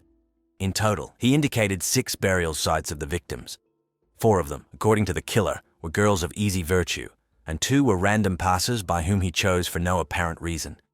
Later, William let slip that in addition to these victims, there could be 5 more girls whose disappearances occurred under similar circumstances. According to the suspect, he never robbed his victims. He chose girls who provided intimate services only because they were easy to lure into a trap, and hardly anyone would look for them after they disappeared. He admitted that he felt incredible excitement at the moment when the victims undressed, and then suddenly attacked from behind and strangled them with their own clothes. At this point, William's revelations about the fate of other victims stopped. He no longer wanted to talk to the investigators. The court took into account all the evidence, and the man was sentenced to life imprisonment without the right to release. I just want to make it clear that I've never had intention of taking my twin sister's life. And if I could take back what I did, I would in a heartbeat. On January 8, 1992, an extraordinary event took place in the city of Camden, New Jersey. Identical twin girls Amanda and Anna Ramirez were born into the world. The girls arrived just minutes apart, like 2 little angels entering this life hand in hand.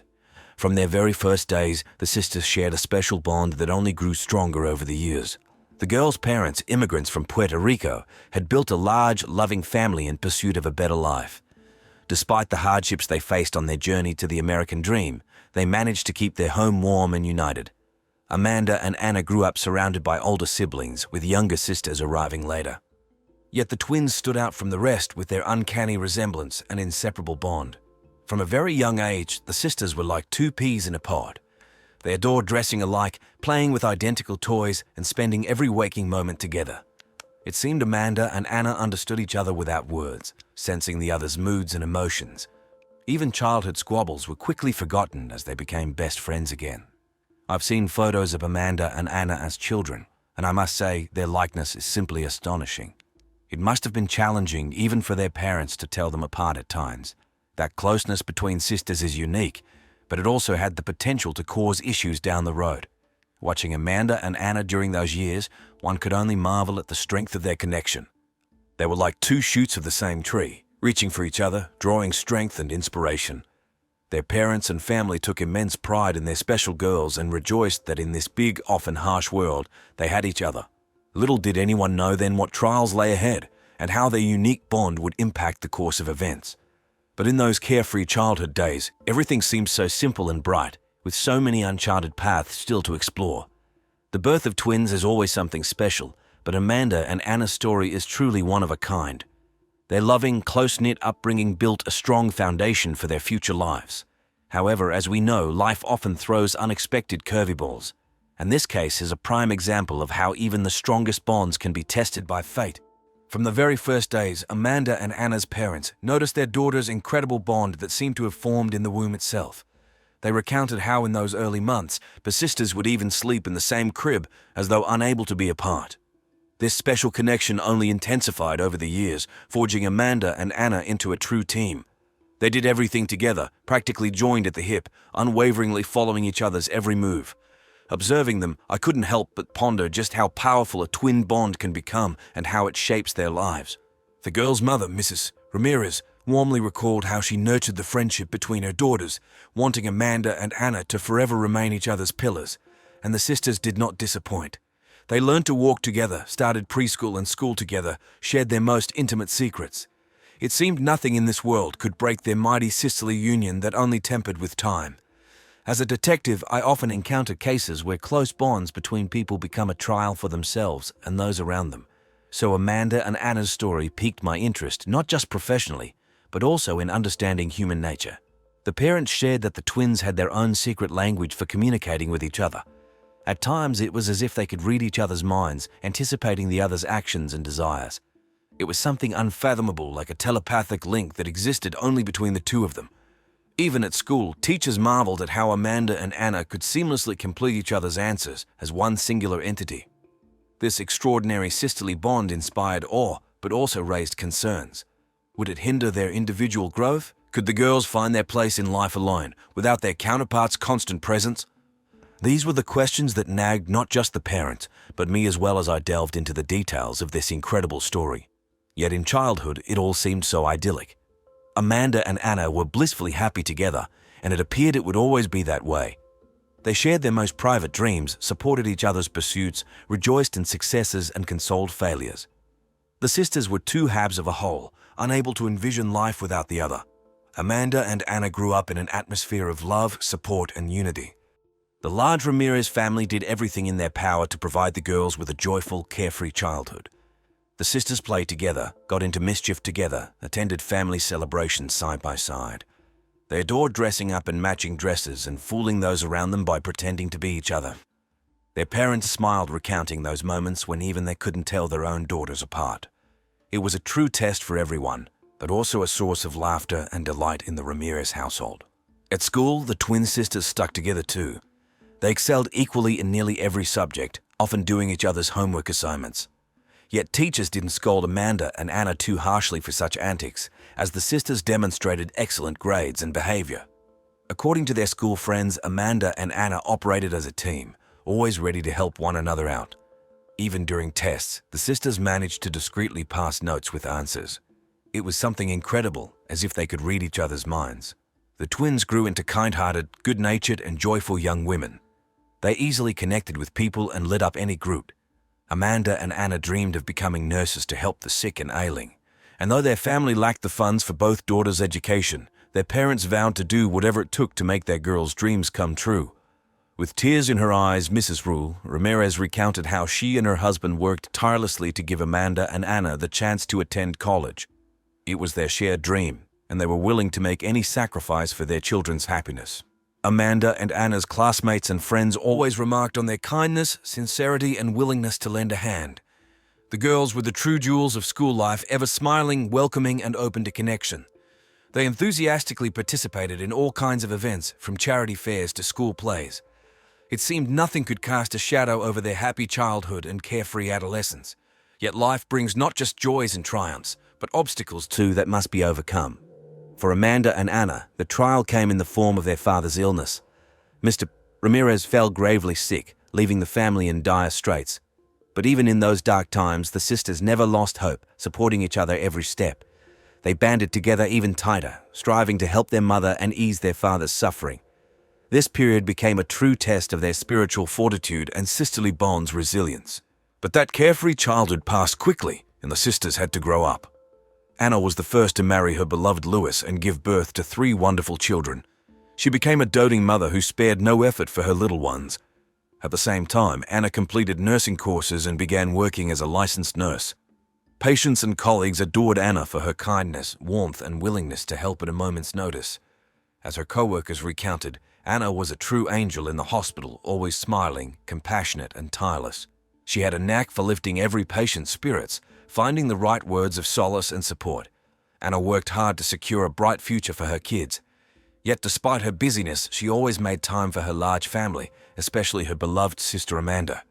Anna often visited her parents, sisters, and brothers. Chatting with Amanda nearly every day, the girls would talk for hours on the phone, sharing experiences and supporting each other. Even distance and life's troubles couldn't weaken their special bond. It seemed to only grow stronger over the years, helping the sisters overcome any hardship. Unlike her sister, Amanda was in no rush to marry. She too completed nursing courses and began working at the same hospital as Anna. The girls were together again like in childhood, now saving lives side by side. Colleagues joked that with nurses like the Ramirez sisters, any patient would recover in no time, as they were a true guardian angel team. Like Anna, Amanda was always ready to lend a hand, uplift with a kind word and sincere smile. Patients adored her warmth and compassion, while colleagues respected her professionalism and dedication. In her free time, Amanda often visited her sister to play with her nieces and nephews and catch up with Anna. The sisters could spend hours in the kitchen over cups of coffee, reminiscing about childhood and discussing their girlhood dreams. They laughed until they cried, recounting hilarious tales from the past, and cried sharing each other's pains and disappointments. These moments of sisterly closeness were the most precious for them, for it was in those instances that they truly felt happy and needed by one another. Amanda too dreamed of getting married and having children, so she actively helped Anna care for her babies, gaining first-hand experience in motherhood. The first years of Anna's eldest daughter's life unfolded under the watchful eyes of her loving mother and doting Aunt Amanda. This allowed the sisters to bond even tighter and preserve their special connection. And for Amanda, caring for her niece became an invaluable school for future parenthood. She joyfully played with, fed, bathed, and doted on the little one. Anna joked that with such a great helper, she could have 10 kids, and Anna herself was in dire need of her twins' assistance juggling 3 young children plus work. The young mother could barely keep up with all her duties. Amanda tried to be there, offering her shoulder in the toughest moments. She visited her sister every weekend, helped with cleaning, cooked delicious meals so Anna could get some rest. The sisters strolled through parks with the kids, went shopping, discussed their girly secrets. These were moments of true happiness and unity when it seemed the whole world revolved around their small yet mighty family. Eventually, Amanda got a boyfriend and unexpectedly became pregnant. It was a real surprise for both sisters, but they knew they'd tackle any challenge together. Now it was Anna's turn to fully support her sister, sharing wisdom and advice. The girls jointly prepared for the arrival of their parents' first grandchild and Amanda's firstborn. They spent hours picking out baby items, setting up the nursery, dreaming of what he would be like. Amanda's pregnancy was not an easy one, with severe morning sickness and swelling. But Anna was always by her side, ready to help and encourage her sister. She drove Amanda to all her medical checkups, monitored her well-being, ensured she ate properly and didn't overexert herself. Anna understood how crucial it was for Amanda to feel protected and needed during this difficult time. And then that long-awaited day finally arrived. Little Alex, Amanda's firstborn and Anna's nephew, entered the world. The sisters couldn't get enough of the tiny bundle who resembled them both so much. Together they cared for, bathed, and lulled the baby to sleep. Alex became yet another proof of their inseparable bond, one more thread tying their fates tightly together. Motherhood transformed Amanda, making her more responsible and wise. Now she understood her sister's anxieties and joys even better. The girls could spend hours discussing childhood antics, exchanging parenting tips, dreaming of their kids' futures. They knew their children would grow up just as close and loving as they were. Over the years, the children grew while Amanda and Anna's sisterly bond only strengthened further. They continued to be each other's pillars, sharing every joy and sorrow. Their kids too grew up together like siblings, inheriting their mother's love and devotion to family. Despite the demands of motherhood, the sisters still found time to cut loose.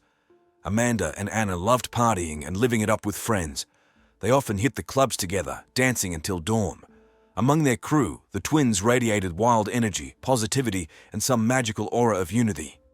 The Ramirez sisters seemed to read each other's minds, understanding every half-uttered word, laughing at inside jokes only they shared. On June 22, 2019, Amanda and Anna went out partying again.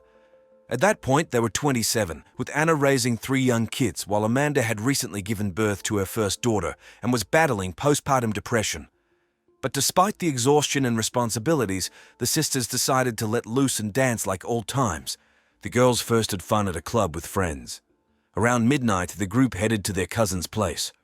There, the sisters continued drinking, laughing, and snapping carefree selfies.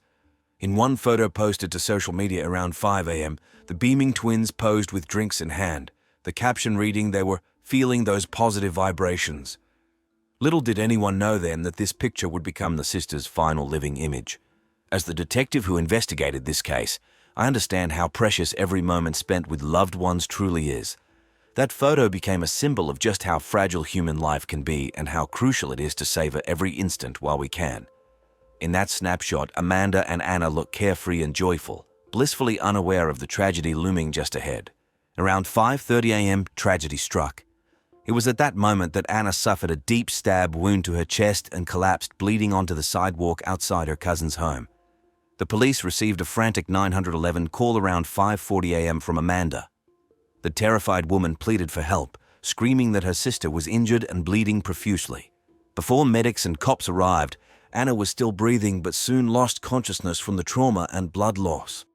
An ambulance rushed the victim to the nearest medical center. Doctors fought for nearly an hour to save Anna's life, but at 6:20 a.m. they pronounced her dead. The severe stab wound proved fatal. The mother of 3 had perished in the arms of medical staff. This tragic event came as a true shock to the Ramirez family and all who knew Anna. The horrific news of her death spread like wildfire through the small town, leaving a trail of unanswered questions in its wake.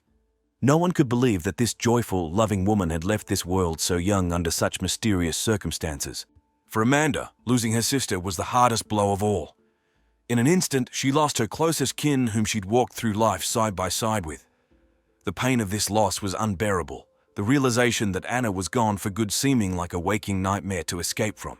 But the harsh reality was that Anna had truly passed, forever changing the lives of her loved ones. Now the Ramirez family would have to find a way to keep living without her, raise her children, remember her with love and sorrow.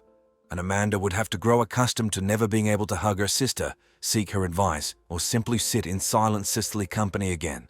Anna's death left a whirlwind of questions unanswered. What had happened that fateful night? Who could have wished harm upon this kind-hearted woman? Was it an accident or intentional crime? The answers still needed to be found, and that became the primary mission for the police and detectives investigating the case.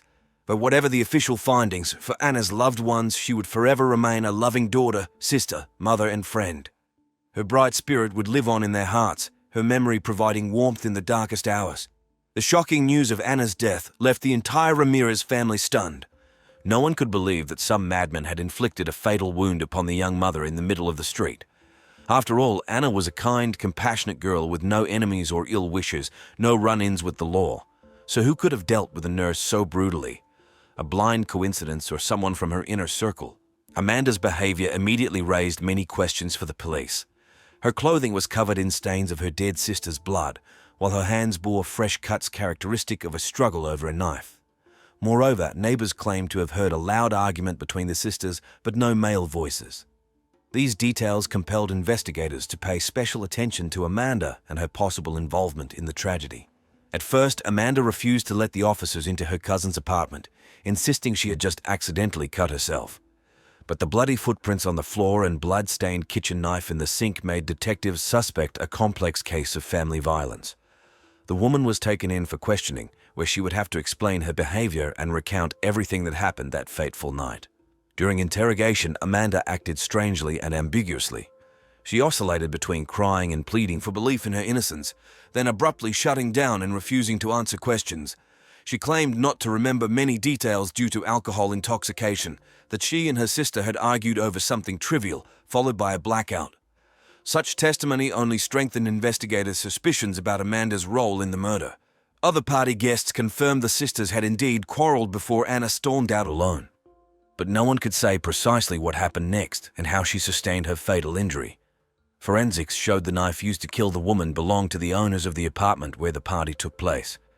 However, no fingerprints were found, and the sister's cousin swore he wasn't involved in the crime. This tangled case became a true challenge for detectives.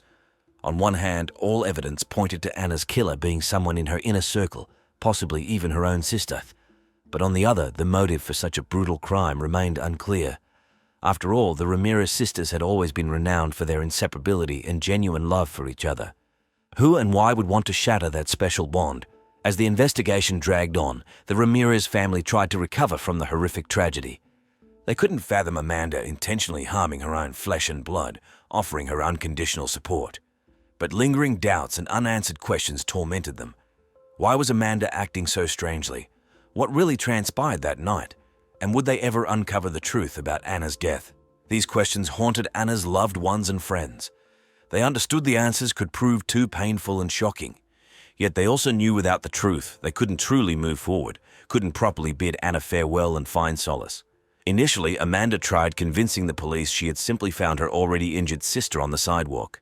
She claimed to have approached Anna, attempted to stop the bleeding, and gotten covered in blood herself in the process. Then, scared, she ran to the apartment to await the ambulance. But this version poorly aligned with the defensive cuts on Amanda's hands that immediately raised investigators' suspicions she was hiding something. They began scrutinizing her testimony more thoroughly. The woman quickly realized she wasn't being believed and changed her story. Now she insisted that she and Anna had been drinking at their cousin's place when they abruptly got into an argument, even resulting in Anna slapping her. Afterwards, Anna left the home while Amanda stayed behind with their cousin. 45 minutes later, she went outside and discovered her sister's bloodied body. This account seemed more plausible, yet still left many questions unanswered. Investigators tried determining what exactly the sisters had quarreled over and whether it could have motivated a murder. But Amanda kept altering her statements, getting muddled in the details, unable to clearly explain what happened. At times she claimed not remembering the conflict's cause, then suddenly recalling minor insults that supposedly escalated into a physical fight. Such inconsistent, contradictory testimony only deepened detectives' suspicions about Amanda's involvement in the crime. They suspected she was concealing something, perhaps trying to cover for herself or someone else. But proving it was no easy feat with no direct evidence against Amanda, while her statements continually changed.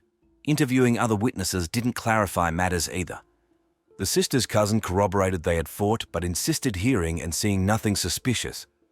Neighbors reported loud shouts and scuffling noises, but none could pinpoint precisely who exited the building and when.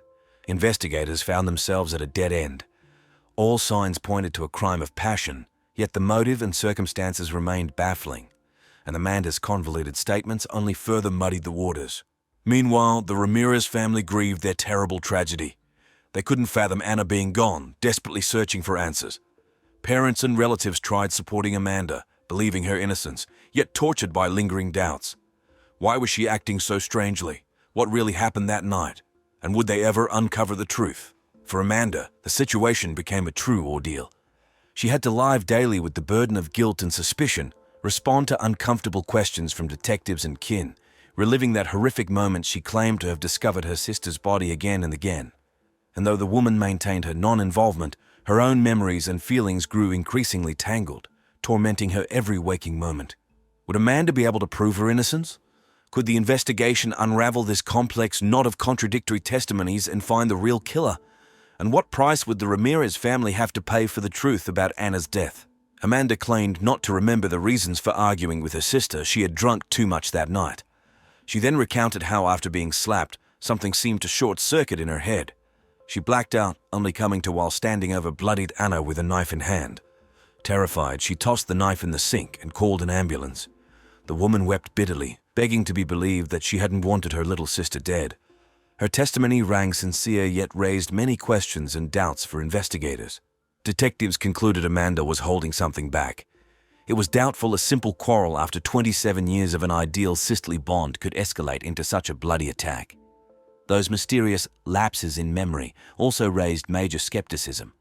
Police suspected Amanda had long harbored resentment towards her sister that came bursting out in a drunken rage with a knife. They began carefully examining the sister's past, searching for possible triggers for conflict. The fact that the woman had struck Anna with one precise blow to the heart indicated premeditated intent to kill, and her attempt to shift blame onto some abstract assailant only worsened the situation. The family denied any serious conflicts between the sisters. Their cousin corroborated the fight, but admitted not knowing what had provoked the argument between the twins. Without this key information, investigators knew unraveling the truth would prove difficult. The defensive cuts on Amanda's hands seemed to confirm her account of struggling over the knife. But if events unfolded as she claimed, why brandish a deadly weapon during a tiff with her sister in the first place? And why not immediately call an ambulance instead of returning to the apartment? These lingering questions tormented detectives striving to reconstruct the night's fateful events. Amanda couldn't answer those questions. She insisted remembering precious little from that evening, too intoxicated and ravaged by postpartum depression. But despite her tears and pleas for belief, police remained convinced something horrific had transpired between the sisters that morning Amanda wasn't divulging. Whatever it was had culminated in one sister's death with a knife in the other's grip, and now investigators had to determine whether it was tragic accident or premeditated murder. As the probe dragged on, the Ramirez family struggled to find solace and understand what had befallen their girls. They couldn't fathom Amanda intentionally harming the sister she'd been inseparable from her whole life. Yet gnawing doubts and speculations tormented them. Was Amanda concealing some terrible secret? Had that secret ignited the fatal fight? And would they ever know the truth? Meanwhile, Amanda herself, broken by grief and despair, strove to prove her innocence. She replayed that night's events in her mind over and over, but memories remained jumbled and fragmented. The woman couldn't comprehend how she could have caused her beloved sister's death, even accidentally, and the blackouts only compounded her confusion and fear. Could she truly be repressing something unaware herself? Police continued gathering evidence and interviewing witnesses, hoping to find the key to unraveling this chilling tale. They understood any detail could prove pivotal, any testimony could shed light on that fateful night. Yet the more they uncovered, the more tangled the case became, and the harder it was to believe Amanda could have intentionally taken her twin sister's life. This tragedy became an ordeal not just for the Ramirez family, but for all who knew Amanda and Anna. People struggled to comprehend how such a loving, close-knit clan could find themselves at the epicenter of such a horrific story. And the suspicions and rumors only salted the already raw wounds. The media pounced on the news, further complicating detectives' work. As a practicing detective myself, I understand the immense pressure public scrutiny exerts, making it even harder to focus on the job at hand. The investigation had reached a dead end when suddenly an anonymous call came through to the police hotline. The unknown caller claimed Anna had been murdered by her own sister out of jealousy. This version was later corroborated by the victim's aunt, who alleged Amanda had been secretly carrying on an affair with Anna's husband, exploiting her uncanny resemblance to her twin. When Anna uncovered this liaison, she apparently accused her sister of treacherous betrayal in a heated rage. This bombshell information became a true sensation, compelling detectives to view the case from a new angle. The aunt insisted she had overheard Amanda boasting to a friend about her adulterous tryst with Anna's husband, mockingly adding how her dimwit sister remained oblivious. This theory could explain Amanda's strange behavior, adamantly denying the fight's trigger. If the woman had indeed seduced her brother-in-law, she likely wouldn't want to admit to such a shameful act. Investigators began scrutinizing interpersonal dynamics within the Ramirez family more closely, seeking confirmation of this scandalous hypothesis. However, all other relatives, friends, and especially Anna's husband unanimously dismissed rumors of a love triangle. They maintained the twins loved each other above all else, while Anna adored her Louis and would never have betrayed him. Suspicions of infidelity struck the kin as absurd and outrageous, completely inconsistent with the deceased's bride image. They couldn't fathom Amanda so treacherously deceiving her lifelong inseparable sister. Amanda and Anna's 19-year-old younger sister Monica swore under oath that the twins simply couldn't have betrayed one another that way, bound by a profound spiritual connection. The girl testified that Anna had been dating Louis for years, while Amanda had her own longtime boyfriend whom she had a daughter with and planned to marry. So there was no incentive for an affair with her brother-in-law, Monica insisted. Her testimony cast doubt on the love triangle theory, compelling a search for alternative motives. When police notified Amanda of her sister's death, she allegedly flew into hysterics. According to Monica, who was on the phone with Amanda in that moment, her sister wept so inconsolably and begged for belief that her tears clearly stemmed from genuine anguish rather than a treacherous deceiver's feigned remorse. The family continued maintaining the police investigation files amounted to unfounded speculation and slander. They couldn't accept Amanda being capable of such a horrific crime. Investigators found themselves in a difficult position. On one hand, the jealousy-fueled love triangle seemed plausible, potentially explaining Amanda's bizarre conduct. But on the other, testimony from the sisters' loved ones directly contradicted this narrative. Plus, no hard evidence of an affair could be uncovered. An anonymous call and the aunt's hearsay provided far too flimsy a basis for premeditated murder charges. In my opinion, this love triangle is pure nonsense, pardon my bluntness. But if you have your own theory, feel free to share it with me in the comments. I'd be happy to discuss it further. Meanwhile, Amanda's defense insisted on her innocence. Her attorneys argued all evidence against their client amounted to circumstantial contradictions. They urged the court not to fall for provocations and conjecture, but rely solely on facts and common sense. The defenders stressed that Amanda and Anna were not just sisters, but best friends who would never betray each other. The case garnered increasing publicity, drawing intense public and media scrutiny.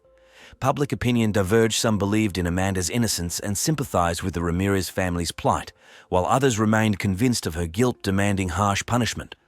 This trial became a true ordeal for all participants, especially Amanda, fighting not just for her freedom, but to preserve her sister's honor and good name. In September 2019, Amanda entered into a plea deal with prosecutors. She admitted that under the influence of alcohol and postpartum depression, she had unconsciously, in a state of passion, stabbed her sister with a knife. The woman insisted she harbored no malicious intent and bitterly regretted her actions, having essentially ruined 2 lives, her own and her beloved sister's. Her confession came as a shock to all who had followed this high-profile case. During the trial, Amanda wept bitterly, begging God and everyone present for forgiveness, calling herself the vilest creature while pleading for a chance to return. She stated she would now carry the cross of remorse and the pain of irreparable loss until the end of her days. The court's sentence paled in comparison to the eternal pains of conscience she claimed. Her words moved those in the courtroom, yet could not bring the deceased Anna back. The judge ruled Anna's killing an intentional crime, but took into account Amanda's sincere remorse and extenuating circumstances. She was sentenced to 6 years imprisonment with possibility of parole after serving 5 years. Amanda broke down sobbing upon hearing the sentence, imploring the heavens and all around to forgive her most grievous sin. She understood this punishment amounted to only a fraction of the guilt she would bear for life. After the trial, the victims' relatives stated they harbored no ill will towards Amanda and accepted her remorse. Amanda and Anna's mother took custody of her grandchildren, while the rest of the family vowed to support the imprisoned woman's young daughter until her release. The Kim believed Amanda had sincerely repented and deserved a chance at atonement.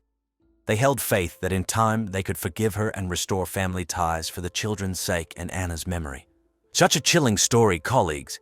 As difficult as it is to admit, it was drinking and unbridled emotion that ruined the lives of 2 young women, 2 families, depriving 5 children of a mother's love. And the core mystery, what truly sparked that fatal burst of rage, continues to be debated by police, attorneys, journalists to this day. The official investigation failed to provide a definitive answer. Amanda's loved ones view her an innocent victim of tragic circumstance, while law enforcement leans towards a theory of premeditated murder driven by jealousy. Proving or disproving a clandestine liaison between Amanda and her brother-in-law is now impossible. The woman adamantly denies any such subtext to the fight, while Anna's husband categorically rejects even hypothetical possibility of such events transpiring. This secret, it seems, will be forever buried alongside Anna. Yet despite all the speculation and uncomfortable questions, one sad fact alone remains certain: a young mother of 2 infants ended her 27-year-old twin sister's life with a single knife blow and now bitterly regrets her actions. And the bereaved Ramirez family will take a long time recovering from the consequences of that dreadful night of June 22, 2019. They will have to learn to live with this pain and Anna's memory, raise her children, and build a new life without her. This tragedy serves as a grave lesson for us all. A lesson in how fragile and vulnerable human life truly is, how easily it can be shattered in one fateful instant, and that neither family bonds nor love can shield us from horrific mistakes and irreversible loss. Amanda must now carry the burden of guilt and remorse for her crime for the rest of her days. While we outside observers can only sympathize with her shattered fate and pray such tragedies never repeat themselves. The story of Amanda and Anna Ramirez is more than just a criminal chronicle. It's a true human drama. A drama about 2 ruined lives, about love twisted into hatred, and about the remorse that may perhaps lead to atonement. And although justice has been served and the guilty punished, this story will continue aching in the hearts of all who know it for a long time to come. For there is no greater pain than losing a loved one, especially when that loss results from a fatal mistake by someone close. Courtney Clenny, a young and attractive blonde who craved fame, found herself at the center of a scandal due to the tragic death of her boyfriend, Christian. Despite the girl's and her lawyer's claims of self-defense, The evidence gathered during the investigation points to a deliberate murder committed by Courtney. From the age of 13, Courtney, whose real name is Courtney Clenny, had a clear plan for achieving popularity. After moving with her family to Austin, Texas, she began her journey in show business by participating as an extra in films. The girl dreamed of becoming a Hollywood star and did not miss any opportunity, appearing in commercials for well-known brands such as Pepsi. The pursuit of fame and popularity from a young age can often lead to disastrous consequences, especially when ambition outweighs common sense and moral principles. Courtney understood that her attractiveness and charisma were powerful tools for attracting attention. She actively developed her career, appearing in music videos of popular performers and posing for the men's magazine Playboy. Later, she managed to land a few small roles on television and in movies. Along with her career in the entertainment industry, Courtney became passionate about fitness. Moving to Los Angeles in 2017 was a turning point. Her popularity on Instagram skyrocketed, turning the girl into a millionaire blogger. Subscribers admired her perfect body and dedication to a healthy lifestyle. However, behind the ideal image on social media, there were problems in Courtney's personal life. Her relationship with Christian, which began in 2020, quickly grew from passion into a toxic mix of jealousy, control, and aggression. Despite the luxurious apartment in Miami and the seemingly carefree life, behind the scenes of the relationship, scandals and violence were raging. Courtney Clooney, in her pursuit of popularity, did not miss any opportunity. Starting from 2015, she began appearing in music videos of famous artists. It was an important step in her career, as it allowed her to gradually move from being an extra to more prominent roles in advertisements and music videos. The path to fame is rarely easy and often requires gradual advancement, taking advantage of every opportunity. At the same time, Courtney posed for the men's magazine Playboy, which undoubtedly added to her recognition. Later that year, she managed to land a few small roles on television and in movies, which was another step in her career. However, Courtney did not limit herself to just the entertainment sphere. She also became passionate about fitness and decided to try her hand in this field. In 2017, the girl took a bold step moving to Los Angeles. This decision turned out to be fateful, as her popularity on Instagram skyrocketed, turning Courtney into a millionaire blogger. Subscribers were delighted with the beautiful and athletic girl who regularly shared her workouts and achievements. Courtney herself admitted that she was inspired by the example of another fitness model and decided to follow in her footsteps, participating in various fitness competitions. At these events, Courtney's body looked flawless, evoking admiration from the audience. Courtney's popularity on social media continued to grow rapidly, but it was not enough for the girl. She craved even greater fame and scale.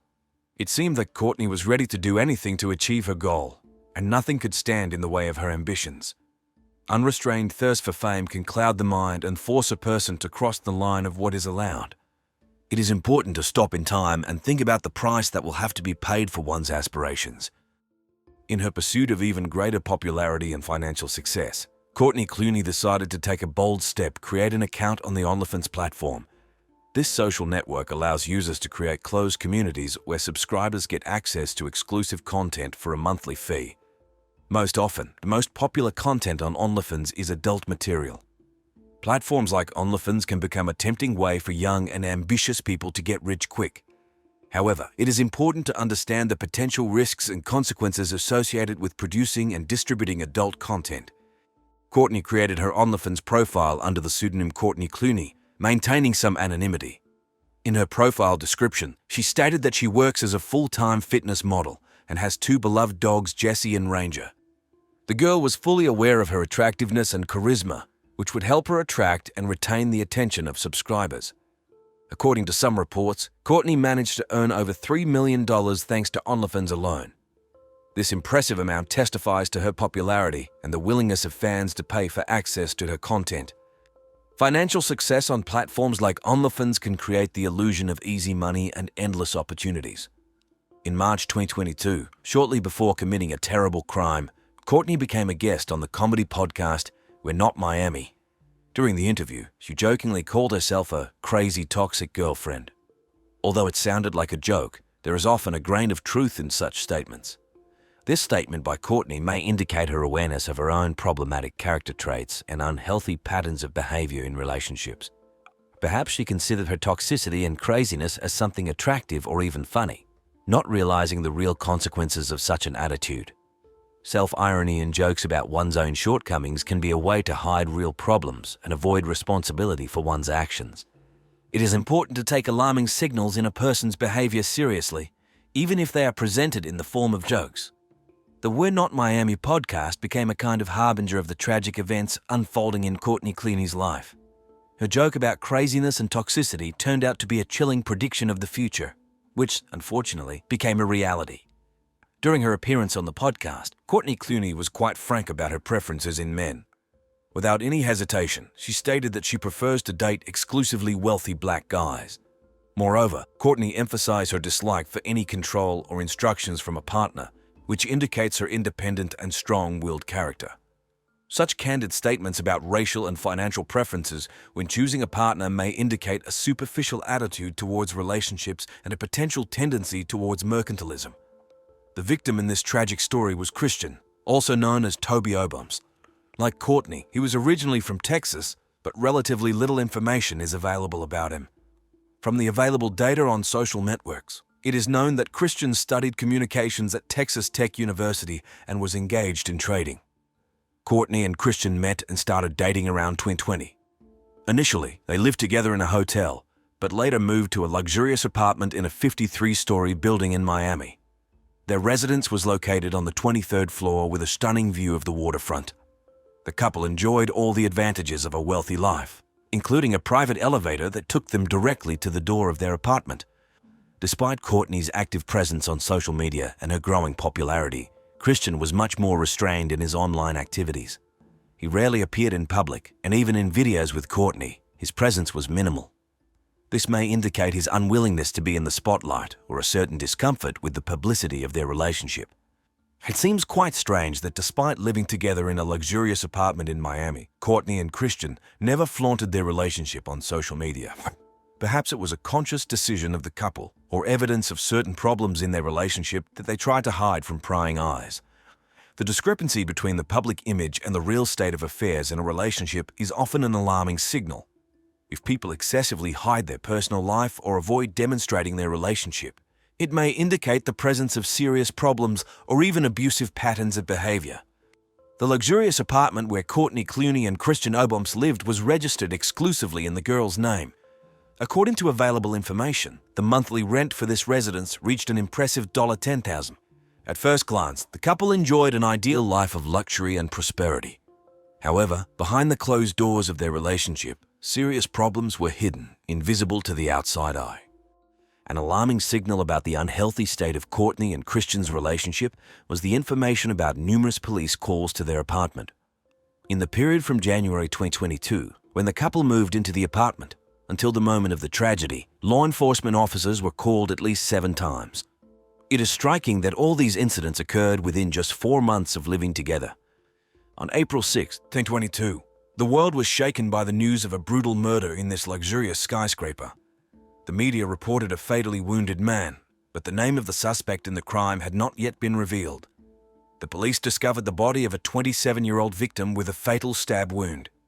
Later, friends recognized the deceased as Christian Obums and provided law enforcement with information that he lived in this building with his girlfriend, Courtney Clooney. The tragic death of a young person is always a great loss and shock for loved ones. It is especially chilling to realize that the murder took place in a place that was supposed to be a safe haven, one's own home. Initially, friends characterized Christian as a smart and energetic guy. However, as new details about his relationship with Courtney emerged, it became clear that behind the external gloss, there were serious problems. It turned out that the couple had experienced instances of both physical and moral abuse from both sides. In particular, one of the neighbors claimed to have witnessed Christian raising his hand against Courtney. At the same time, the couple's friends spoke of instances when they saw Courtney hit Christian. Domestic violence is a serious problem that, unfortunately, is often hushed up and ignored. Victims often feel ashamed or afraid to talk about their experiences, especially when the aggressor is their partner. It is important to remember that violence can never be justified, and everyone deserves a healthy and safe relationship.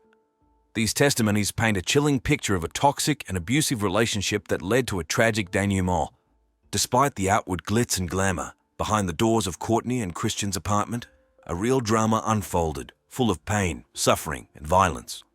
Despite the perfect picture that Courtney Clooney and Christian Obunz displayed on social media, the reality of their relationship was far from a fairy tale.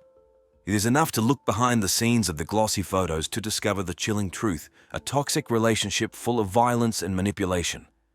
One should not blindly trust the ideal images that people present online, because reality can be much darker and more painful. When information about Christian's potential killer became public, Courtney wasted no time and immediately hired a lawyer named Frank Prieto. The defense attorney immediately stated that the girl acted exclusively in self-defense and was herself a victim of domestic violence by Christian. Prieto claimed that on the day of the tragedy, Christian broke into the apartment without Courtney's permission, since the residence was registered only in her name, and the couple was allegedly separated and not living together at that time. The lawyer insisted that Christian's only purpose when he illegally burst into the apartment was to commit violent acts against Courtney. According to the defense attorney, the former partners had broken up a month before the horrible incident. Courtney's mother said that her daughter was afraid to even leave the house, as her ex-boyfriend was constantly trying to break down the door, and when he failed to do so, he slept right on the stairwell, waiting for an opportunity to get inside. Obsession and stalking by former partners is a serious problem that can escalate into tragedy. Victims often feel helpless and frightened, not knowing how to protect themselves from the aggressor. A few days before the tragic incident, the police were called to Courtney and Christian's apartment. Law enforcement officers noticed bruises on the girl's arms and legs, which could indicate the use of physical force. According to the defense version, Courtney stabbed Christian only after he knocked her to the floor and tried to grab her by the throat. This situation allegedly forced the girl to resort to radical measures to save her own life. However, despite all the lawyer's arguments, many questions and doubts remained about the veracity of this version of events. Was Courtney really a victim defending herself from an attacker, or was there something more sinister and premeditated behind it? Write your opinion in the comments. Christian Obunz's family was shocked and outraged by the statements of Courtney Clooney's lawyer about self-defense. They categorically refused to believe that the knife wound that led to the death of their son and brother was justified and necessary for protection. Loved ones described Christian as a caring, kind, and athletic guy who could not pose a threat to his girlfriend. As it became known, the murder occurred on April 3, 3 days before the media picked up this news and it gained publicity. According to the autopsy results, Christian received a penetrating stab wound to the chest, which caused him fatal injuries. The blade entered the body to a depth of 7.5 centimeters, which indicates the force and intent of the blow. However, Courtney Clooney's behavior after the incident raised even more questions and outrage from the public. On October 8, just 5 days after she killed her boyfriend, the girl was spotted in a bar in Miami with her father. It seemed that she felt quite well and did not show any signs of stress or worries about what had happened. Such brazen and carefree behavior of a murder suspect is shocking and outrageous. It is hard to believe that a person who has just taken the life of their partner can return to their usual way of life so quickly, as if nothing had happened. This may indicate a lack of remorse, empathy, and awareness of the consequences of one's actions. One of the bar patrons who knew about the murder situation filmed a viral video in which he tried to shame and expel Courtney from the establishment. In the recording, you can hear the woman being indignant at the fact that the suspect in the murder came to drink and have fun as if everything was fine. This video quickly gained popularity on the web, and in the comments, people expressed the same feelings of anger and indignation at Courtney's act. Viewers could not understand how a girl who had cold-bloodedly killed her boyfriend just a few days ago could be so mentally balanced and carefree. Her behavior defied common sense and raised many questions about her true role and motives in this terrible crime. One of the most outrageous aspects of this case for the public was that Courtney Clooney was not arrested immediately after the incident. Instead of ending up behind bars, the girl continued to live her usual life as if nothing had happened. In June 2022, she returned to her hometown of Austin to be closer to her parents. There, Courtney bought a luxurious house worth almost $1.5 million and transferred the same amount to her father's account. People could not understand how a girl who had just taken another person's life could continue her existence so carelessly, as if nothing had happened. It seemed that Courtney did not expect any consequences for what she had done and felt absolutely unpunished. Another detail that constantly attracted public attention was the racial aspect of this case. A beautiful white girl killed her black boyfriend and did not face punishment for it. In society, and especially among Christians' relatives and friends, There was a growing sense of injustice and the existence of certain privileges for an attractive white woman. Racial inequality and bias in the justice system is a painful and long-standing problem in our society. When a criminal avoids punishment because of their skin color, status, or appearance, it undermines trust in the law and generates feelings of helplessness and anger among the victims and their loved ones. An interesting fact was that Courtney's father, as it turned out, was unaware of his daughter's account on the OnlyFans website. This is a platform where users can share explicit content with their subscribers for money. Considering that Courtney had huge wealth and could afford to buy a house for $1.5 million, the question arises, how did her father explain to himself the origin of this money? This detail adds even more confusion and suspicion to an already convoluted and chilling story. Did Courtney's father know about her real life and sources of income? Or was he perhaps part of some scheme himself or covering up his daughter's illegal activities? The long-awaited arrest of Courtney Cleaney took place on August 10, 2022 in Hawaii, where she was staying in a rehabilitation center. The reason for her stay in the facility was substance abuse and post-traumatic stress disorder. After being detained, Courtney was taken to Florida, where the next day, August 11, she was officially arrested on charges of second-degree murder. Now let's consider the official version of the events of that fatal day in the timeline, according to the prosecution. On Sunday, April 3, 2022, Christian Obams left the apartment he shared with Courtney in Miami around 1 o'clock in the afternoon. Later, at 4:23 p.m., he returned home with sandwiches for himself and his girlfriend. An interesting fact is that shortly before Christian's return, namely at 4:01 p.m., Courtney was live streaming on Instagram for her followers. In the video, she was wearing the same clothes that the police later photographed her in after the incident. This detail caught the attention of many people working on the case, as Courtney's behavior seemed strange and inadequate. The fact that the suspect was acting so carefree and relaxed shortly before the tragedy raises many questions. Could she have been planning something terrible while being live, or was it perhaps an attempt to create an alibi? Or maybe her strange behavior was the result of using some substances that affected her consciousness and actions. Many people had the feeling that Courtney was under the influence of psychoactive substances during the live stream. Her manner of communication, gestures, and facial expressions seemed unnatural and strange. This observation only heightened suspicions about her possible involvement in the subsequent tragic events. The question remains open.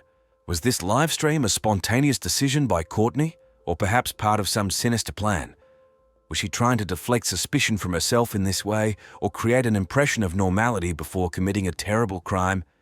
On that fatal day, Courtney noticed that Christian had turned off the location tracking on his phone when he went out for sandwiches. This detail became another reason for conflict, as jealousy and distrust were constant companions in their relationship. When Christian returned a few hours later, he turned the geolocation back on, but it did not appease Courtney. Obsession with a partner and the desire to control their every step are clear signs of a toxic and abusive relationship. When trust disappears and jealousy becomes all-consuming, it can lead to tragic consequences. Between 4:43 p.m. and 4:49 p.m., Courtney called her mother twice.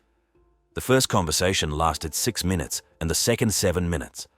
And it was in the interval between these calls that the irreparable happened. Courtney struck Christian with a serrated kitchen knife. Courtney's mother claimed that she heard her daughter repeating that Christian was lying about something. This phrase may indicate a tense atmosphere and a conflict that was unfolding at that moment. Only at 4:57 p.m. did Courtney finally call 911, summoning an ambulance. At the same time, neighbors, alarmed by the noise, reported the incident to the building's security service, which in turn called the police. The delay in calling emergency services after a violent incident always raises suspicions. Why didn't Courtney immediately call 911 if it was self-defense? Every minute was worth its weight in gold when it came to saving Christian's life. It seems strange that between the attack on Christian and the 911 call, Courtney contacted her mother again. Perhaps she was seeking support or advice in this critical situation, while her boyfriend was bleeding out. When medics arrived at the crime scene, Christian had already lost a lot of blood. Despite all the efforts of the doctors, his life could not be saved. He died in the hospital. During questioning, Courtney categorically denied inflicting knife wounds on Christian. Instead, she claimed that it was Christian who attacked her, and she, defending herself, threw a knife at him from a distance of about 3 meters. According to her, she did not intend to harm him, but only wanted to scare him. Courtney's version of self-defense and accidentally throwing a knife from a distance of 3 meters seems highly doubtful. Firstly, hitting a moving person with a knife from such a distance is practically impossible without special training. Secondly, the nature of the wounds indicated a targeted strike at close range, not an accidental hit. The forensic expert who performed the autopsy on Christian's body also refuted Courtney's version. In his professional opinion, inflicting such a knife wound from a distance of 3 meters could only be done by a professional knife thrower, not an ordinary girl. However, Courtney continued to insist on her testimony. Interestingly, despite the seemingly luxurious and carefree life of the couple, there are several strange facts in their biography. For example, a few months before the incident, Courtney was behind on rent for the luxurious apartment. The matter went so far that on March 21, 2022, the Miami court issued a decision to evict her for non-payment. A logical question arises. If Courtney was really earning such big money, why couldn't she pay for the housing she herself chose to live in? There are also some facts from Courtney's past that draw attention. In 2018, another woman from Austin sued her for inflicting bodily injuries and material damage as a result of a car accident. This case was settled out of court, and in 2022, shortly before the tragedy with Christian, Courtney was arrested in Texas for driving under the influence. This was already the second such offense in her biography. Although these incidents are not directly related to Christian's murder, they demonstrate certain behavioral patterns and problems with the law in Courtney's life. A propensity for aggressive driving and alcohol abuse may indicate general instability and destructive tendencies. Friends of the couple said that at the beginning of the relationship, Courtney and Christian were truly in love and happy. But over time, their relationship became toxic and unhealthy. Constant quarrels, jealousy, insults, and even physical violence became common companions of their life together. The couple regularly broke up and got back together, unable to break this vicious cycle. Any little things could become a reason for conflict, such as Christian looking at another girl. Courtney, who abused alcohol, became especially aggressive and uncontrollable at such moments. Christian's friends noticed that due to constant scandals and insults from the girl, he became more withdrawn and distant. Courtney herself actively tried to isolate the guy from his family and friends. Acquaintances of the couple also told about repeated cases of physical violence by Courtney. She could push, hit, or even spit in Christian's face during an argument. Once, the girl even pushed him down the stairs at a house party. In moments of particular rage, Courtney would literally smash everything around her like a hurricane. Despite this, Christian continued to believe in the relationship and hope for the best. He wrote messages to Courtney saying that he loved her and wanted to work on the relationship. Moreover, when the girl's career took off, Christian became her personal assistant. He helped with the shooting schedule, organizing photo shoots, and so on. Courtney even promised him a percentage of the income from her OnlyFans page. Christian's behavior is a typical example of an abuse victim who continues to justify their abuser and hope for change. He was emotionally dependent on Courtney and could not break out of the toxic bond, despite the numerous manifestations of aggression on her part.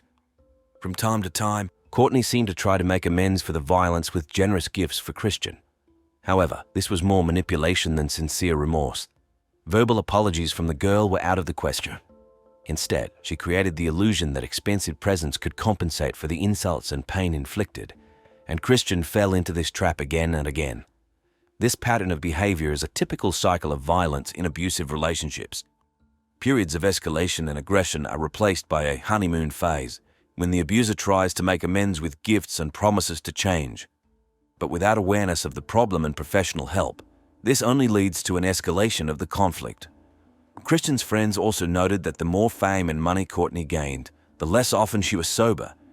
The girl abused not only alcohol, but also, probably, narcotic substances. This only intensified her unstable emotional state and outburst of aggression. One of the most shocking videos that sheds light on the true nature of the relationship between Courtney Clooney and Christian Obams was captured by a surveillance camera in the private elevator of their building. In the recording, it is clearly visible how Courtney repeatedly hits Christian in the face and also aggressively pulls his hair. At the same time, Christian does not resist and even tries to calm the enraged girl. This video recording is indisputable evidence of domestic violence by Courtney. The fact that such incidents occurred even in public places, such as an elevator, indicates a sense of complete impunity and lack of boundaries in her behavior.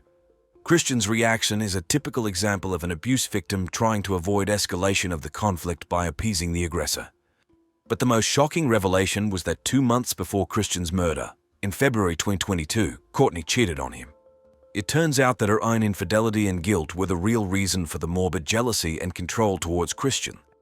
By projecting her own unfaithfulness onto her partner, Courtney was probably trying to justify her own destructive behavior.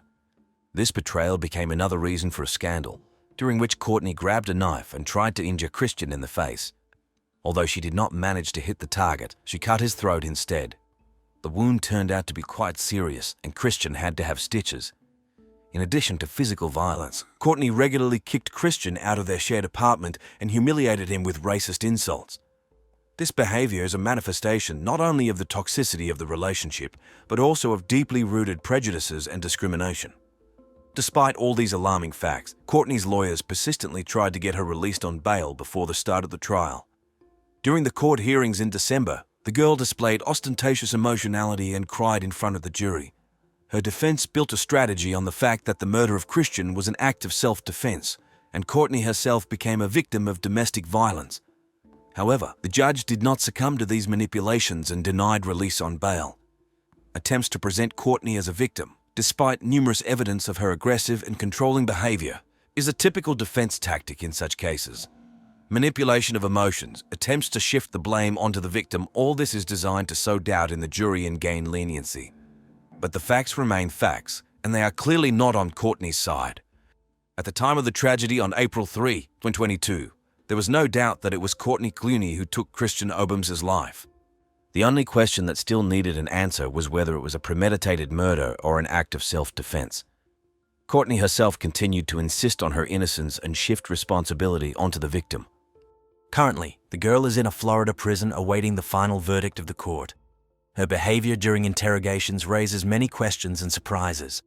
Before the investigator arrived, Courtney talked to herself and allegedly prayed for Christian, although her clothes were completely soaked in his blood. When the detective finally appeared, she apologized for her appearance, as if that was the biggest problem at that moment.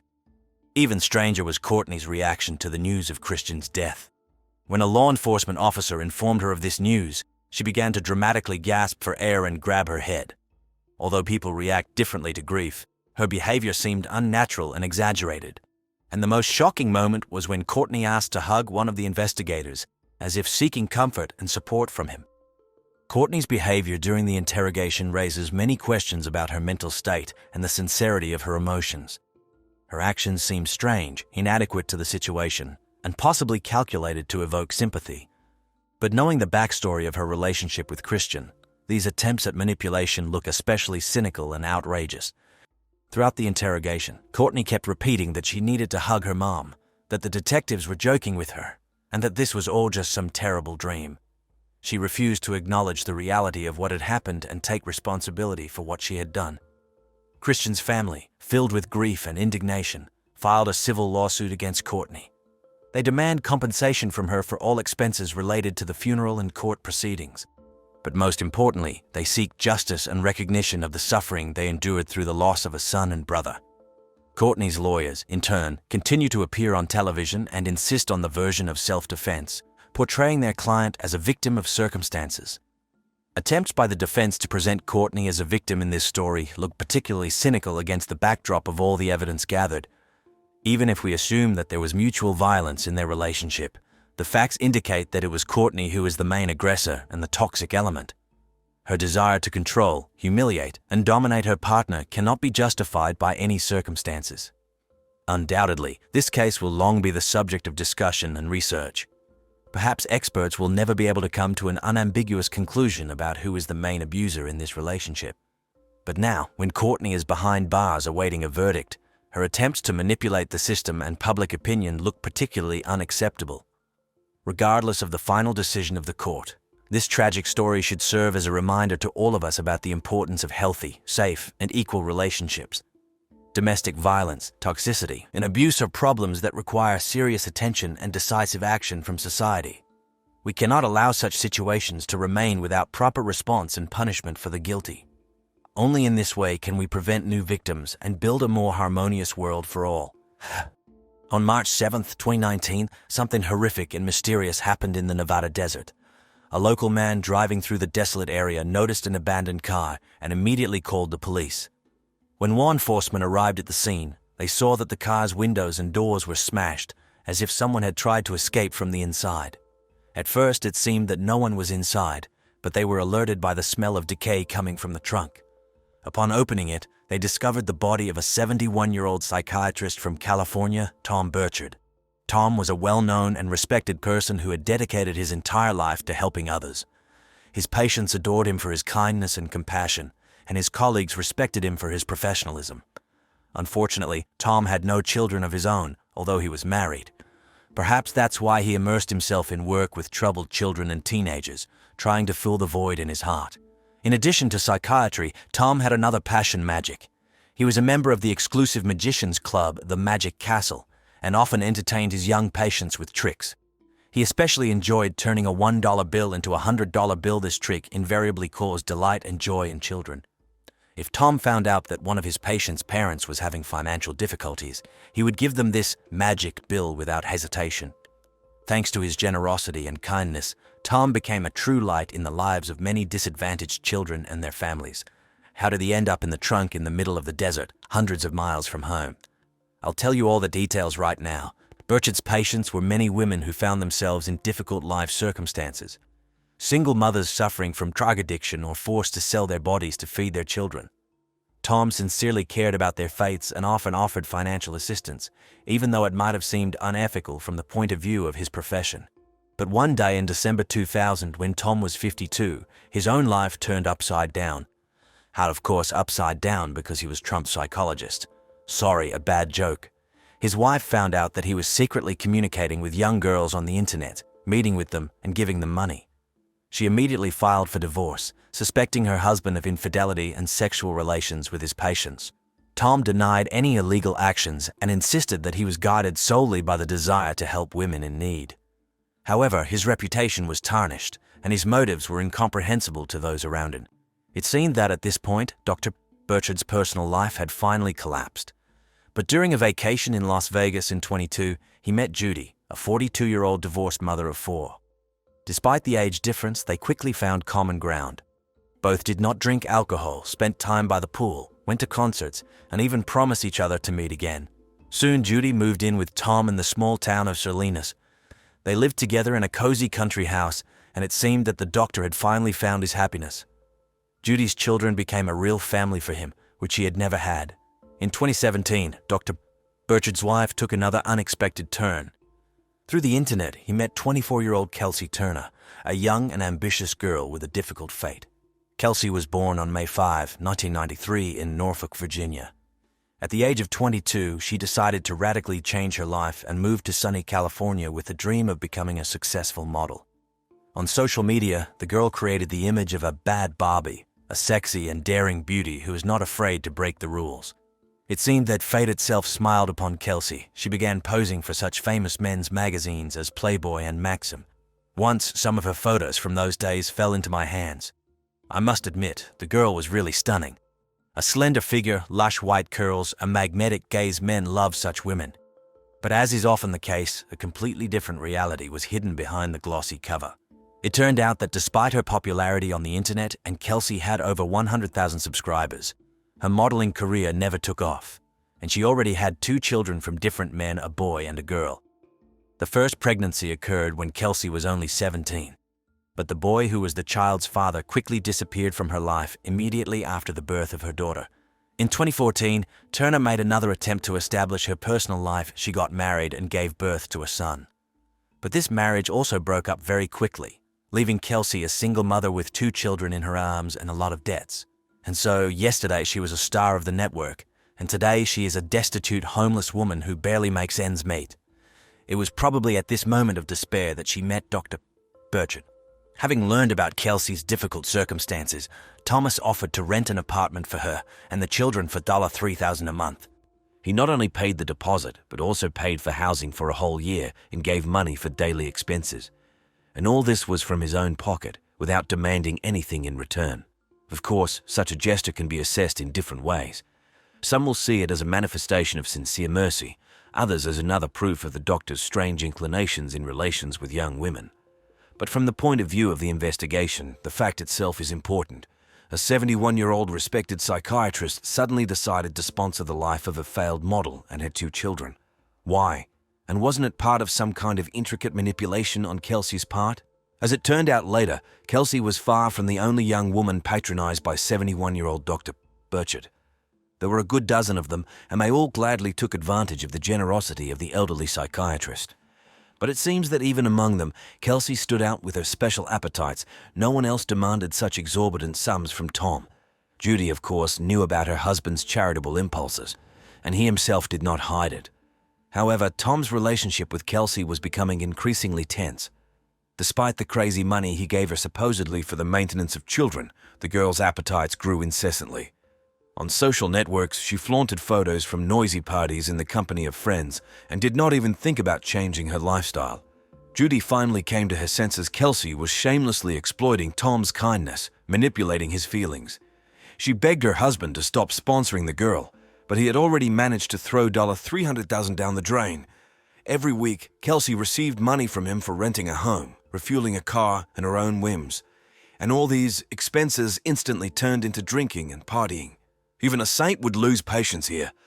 But for some reason, Tom also needed pressure from Judy to finally come to his senses and stop paying for Kelsey's dissolute life.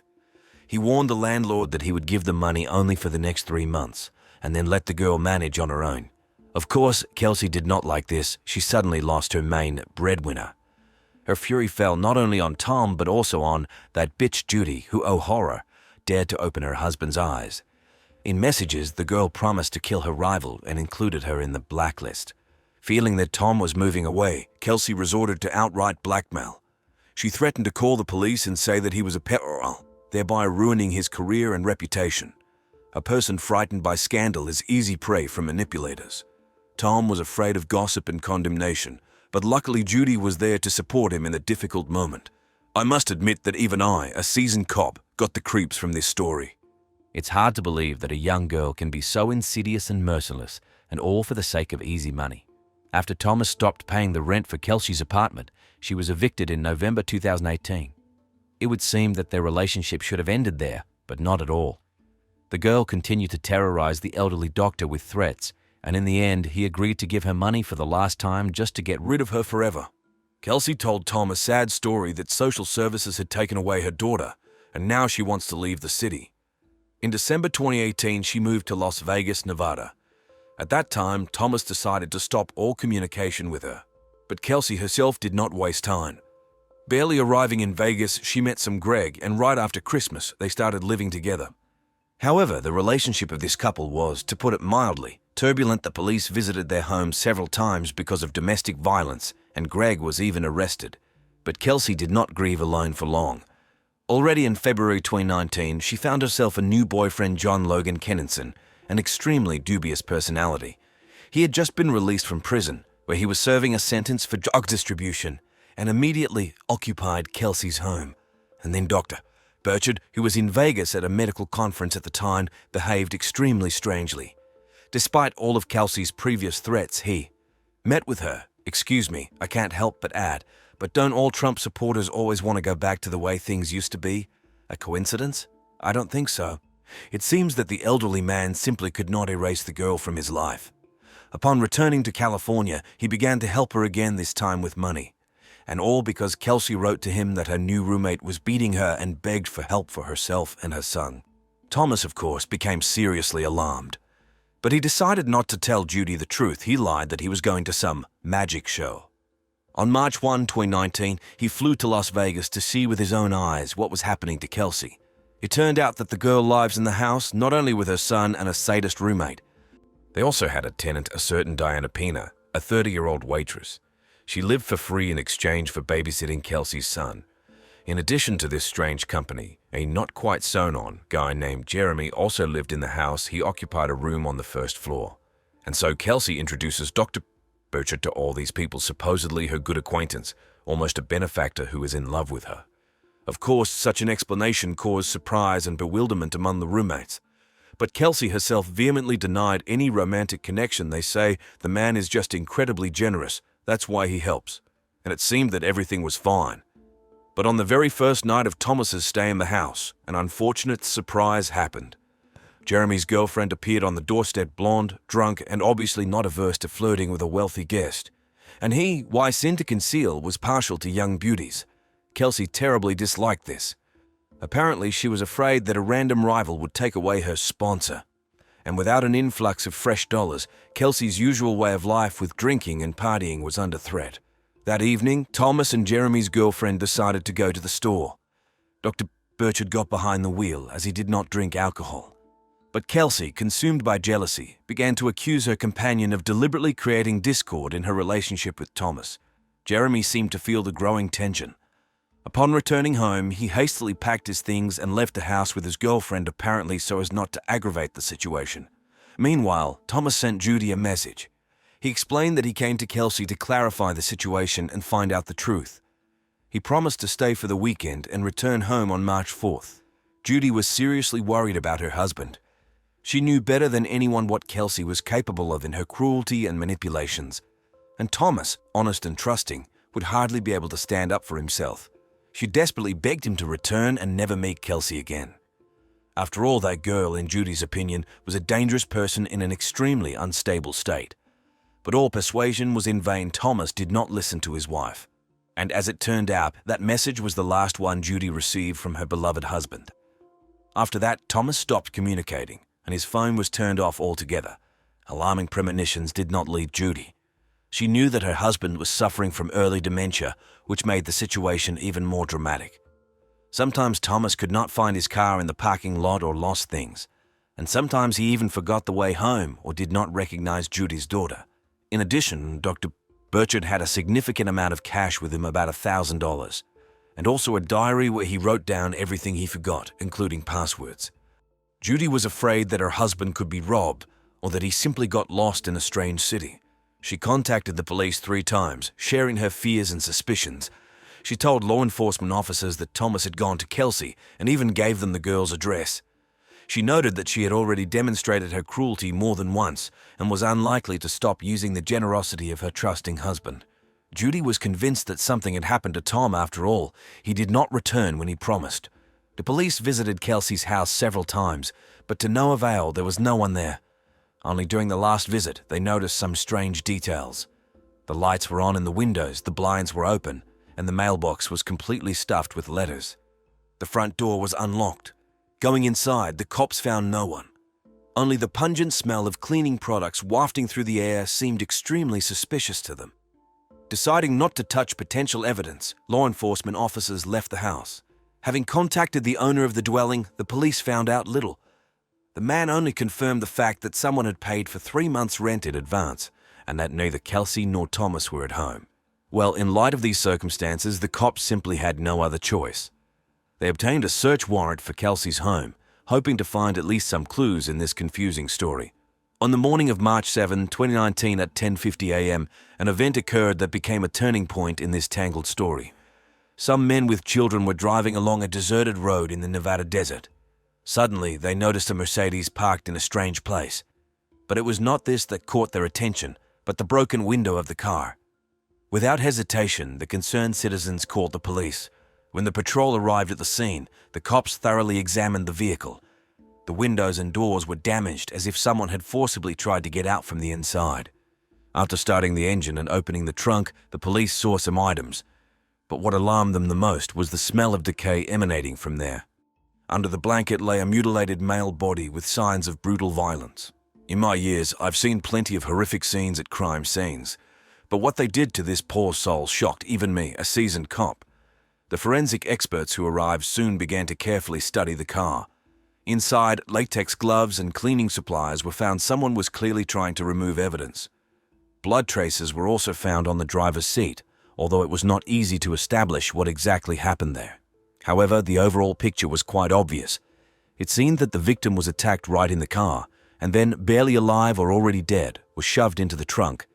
The examination showed that the poor man was beaten to death, having received numerous blows to the head with a blunt object. In addition, numerous bruises, cuts, and scratches were found on the body. A particularly eerie detail was the missing part of the ear.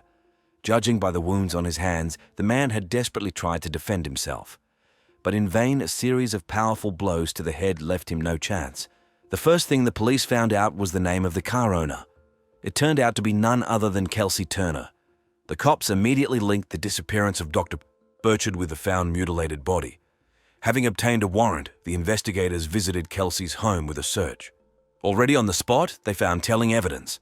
A bloody towel identical to the one lying in the trunk of a Mercedes, traces of blood on broken doors, and most interestingly, cleaning supplies. It seemed as if someone had desperately tried to wipe the bloody stains off the floor. On March 15, the police finally received permission to arrest the main suspect. 2 weeks later, Kelsey Turner, who was hiding with her son in California at the time, was detained by FBI agents. The boy was sent to the care of a foster family, and the negligent mother was officially charged with murder. Her last roommate, John, was also taken into custody.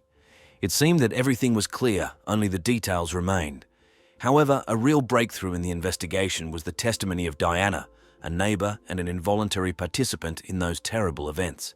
The woman herself came to the police along with her lawyer. In exchange for a mitigation of punishment, she told the investigators in detail everything that actually happened that fateful evening. I must admit, after hearing her testimony, even I, an old detective, was stunned by the ruthlessness and cold-bloodedness of the criminals. The second day of Dr. Burchard's visit to Kelsey in Vegas turned out to be fatal. Diana, as usual, was working at a local bar. Thomas and Kelsey came to pick her up after her shift. The doctor was driving, but he obviously had a poor sense of direction in the city and quickly got lost. Losing patience, Kelsey snatched his phone under the pretext of searching for a route. But having the device in her hands, she couldn't resist and began rummaging through Tom's messenger. And here she made an extremely unpleasant discovery. Among the messages were nude photos of her own mother, Samantha. Digging further, Kelsey found out shocking details. It turned out that her mother was also begging for money from the elderly psychiatrist. She must have touched him with some moving story from her difficult life, and the kind-hearted doctor, of course, fell for it. Upon learning about this, Kelsey went mad with rage. A barrage of insults and reproaches fell upon Thomas. The poor man was confused and did not know how to react to her frenzied attack. By some miracle, he still managed to get the car to the house without getting into an accident. But the adventures did not end there. At home, Kelsey continued to yell at Tom, calling him names. She threatened to expose his connection with her mother and ruin his reputation. To somehow hide from this verbal pressure, Thomas locked himself in her son's room. Fortunately, the boy was not at home that evening. He was staying overnight at a friend's place. However, Kelsey did not calm down. Now she was already demanding that Thomas pay a huge sum for her silence. The doctor could not stand it and slammed the door in anger. This sound infuriated John, who had been silently watching everything that was happening. Grabbing a baseball bat, he smashed the door of the room with a swing. Diana saw John rushing down the corridor like a mad beast. Then there was a dull thud, and a moment later she saw Thomas's body lying on the floor. A huge bruise was already swelling on his head. Puzzled by their own deed, John and Kelsey instantly fled, leaving the unconscious doctor to his fate. Diana rushed to help the poor man. She gave him water, tried to somehow bring him to his senses. Thomas barely realized what had happened. He was in deep shock. Diana understood that the man needed immediate medical attention. She wanted to take him to the hospital, but unfortunately, she did not know how to drive a car. Thomas was also unable to get behind the wheel. We had to wait for Kelsey and John. There was simply no one else to count on. But the couple was in no hurry to rescue their victim. On the contrary, the exhausted Thomas whispered a terrible thing to Diana. Most likely, these two were planning to kill him. A moment later, Kelsey returned. Cynically stating that she would take Tom to the hospital, she began hastily wiping away all traces of the attack. The frightened Diana rushed to wash the bloodied floor. At the same time, she heard Thomas desperately arguing with his tormentors in the garage. And then, through the noise, Kelsey's cold order to John reached her. "Hit him again." The girl rushed downstairs to stop the beast of a roommate. But alas, she did not make it in time. An innocent person was being brutally finished off right before her eyes, and no one was going to save the victim. Diana was in complete shock from what she saw. She froze in place, not knowing what to do next. Tears streamed down her face, but Kelsey did not give the girl even a minute to despair. Coldly ordering the subordinate to go back upstairs and erase the last traces of the crime, she herself began to carry the bloody body out of the house. Meanwhile, the police, called by one of the neighbors, were already banging on the door. Diana had every chance to stop this madness. It was enough just to open the door and tell the cops the truth. But the girl did not dare. She panicked and barricaded herself inside, hoping to wait out the danger. The next day, Kelsey took Thomas's mutilated body to the desert and left it in the trunk of his own car. Perhaps she hoped that in such a deserted place, exposure could be avoided, but she miscalculated. On March 21, Kelsey and her roommate John were finally arrested on suspicion of murder. The obstinate couple denied their involvement to the last, blaming each other. And here Diana's testimony played a key role. Thanks to a plea deal with the investigation, the girl was released on bail. Already in court, she fearlessly pointed to Kelsey and John as the direct killers of Thomas. The defenders of the defendants, of course, tried to tarnish the witness and downplay the significance of her testimony, but in vain. During the hearings, Kelsey always appeared in loose prison clothes, and no wonder she was in the last months of pregnancy with another, already third child. Who was the father of this baby remained a mystery. In the end, John surrendered first. He confessed to second-degree murder, admitting his part in the conspiracy. The court sentenced him to 45 years behind bars. Kelsey held out to the last, pretending to be an innocent victim of circumstances. Her own trial was scheduled for November 2022, but a moment before the start of the hearing, the woman suddenly changed her testimony. She also admitted guilt in second-degree murder. The sentence is 25 years in prison. Already in the cell, Kelsey gave birth to a daughter who was instantly transferred to the guardianship authorities. It seems that the child was lucky she will not see her insidious mother until she becomes an adult, and let that one rot behind bars. The investigation established that Kelsey was a clever swindler and a pathological liar. She cynically used the kind-hearted Thomas for money, and when she realized that the elderly doctor would no longer be her source of income, she decided to get rid of him. Kelsey's accusations of pedophilia against Dr. Burchard turned out to be completely unfounded.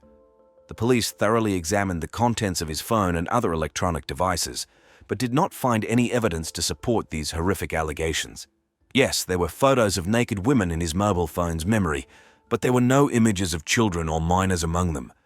The investigators also unearthed the fact of intimate correspondence between Thomas and Kelsey with quite explicit photos. But since both were adults, these materials were considered inappropriate to be presented in court as evidence of the doctor's guilt. It is difficult to unequivocally assess the actions of Dr. Burchard.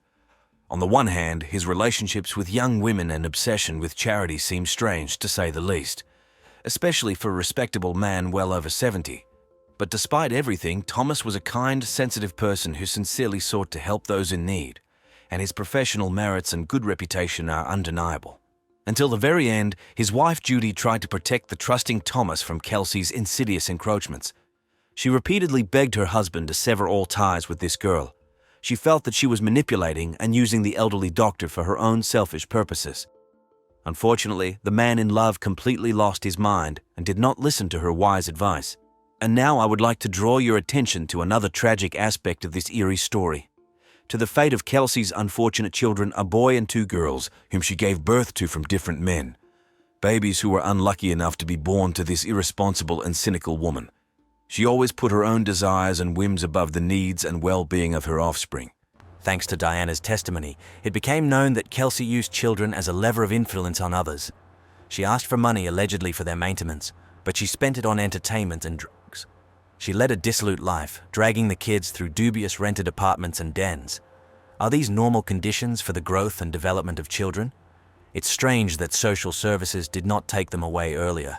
I'm afraid to imagine what traumas such upbringing will turn into for these kids. After all, they never had a chance to experience maternal warmth and genuine care. Their short life is continuous poverty, instability, and arbitrariness of an insidious mother. And the worst thing is that Kelsey's care was cut short in the most insidious way through the brutal murder of a person. Not the best example to follow. You know, such high-profile cases always make you wonder what is going on in the heads of such Kelseys. What pushes these young women to embark on a bloody path and drag the innocent with them? One thing I can say for sure, at the heart of their actions lies vile selfishness and the inability to take responsibility for their lives. They are not ready to be mothers, but they give birth to children. They do not want to work, but they strive for luxury and wealth.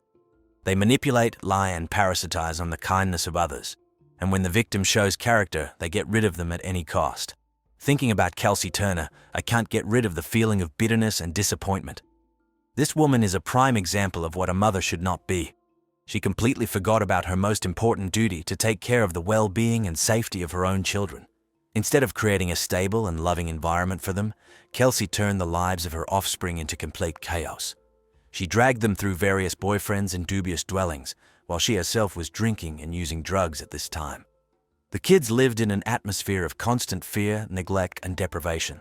But even this did not prompt the negligent mother to come to her senses and change her behavior. She continued to make irresponsible decisions, obeying only her own impulsive desires, and she used the children as a lever for pressure and manipulation of others, including Dr. Burchard. Tragically, in the end, even Judy could not protect the poor kids from the devastating influence of their mother.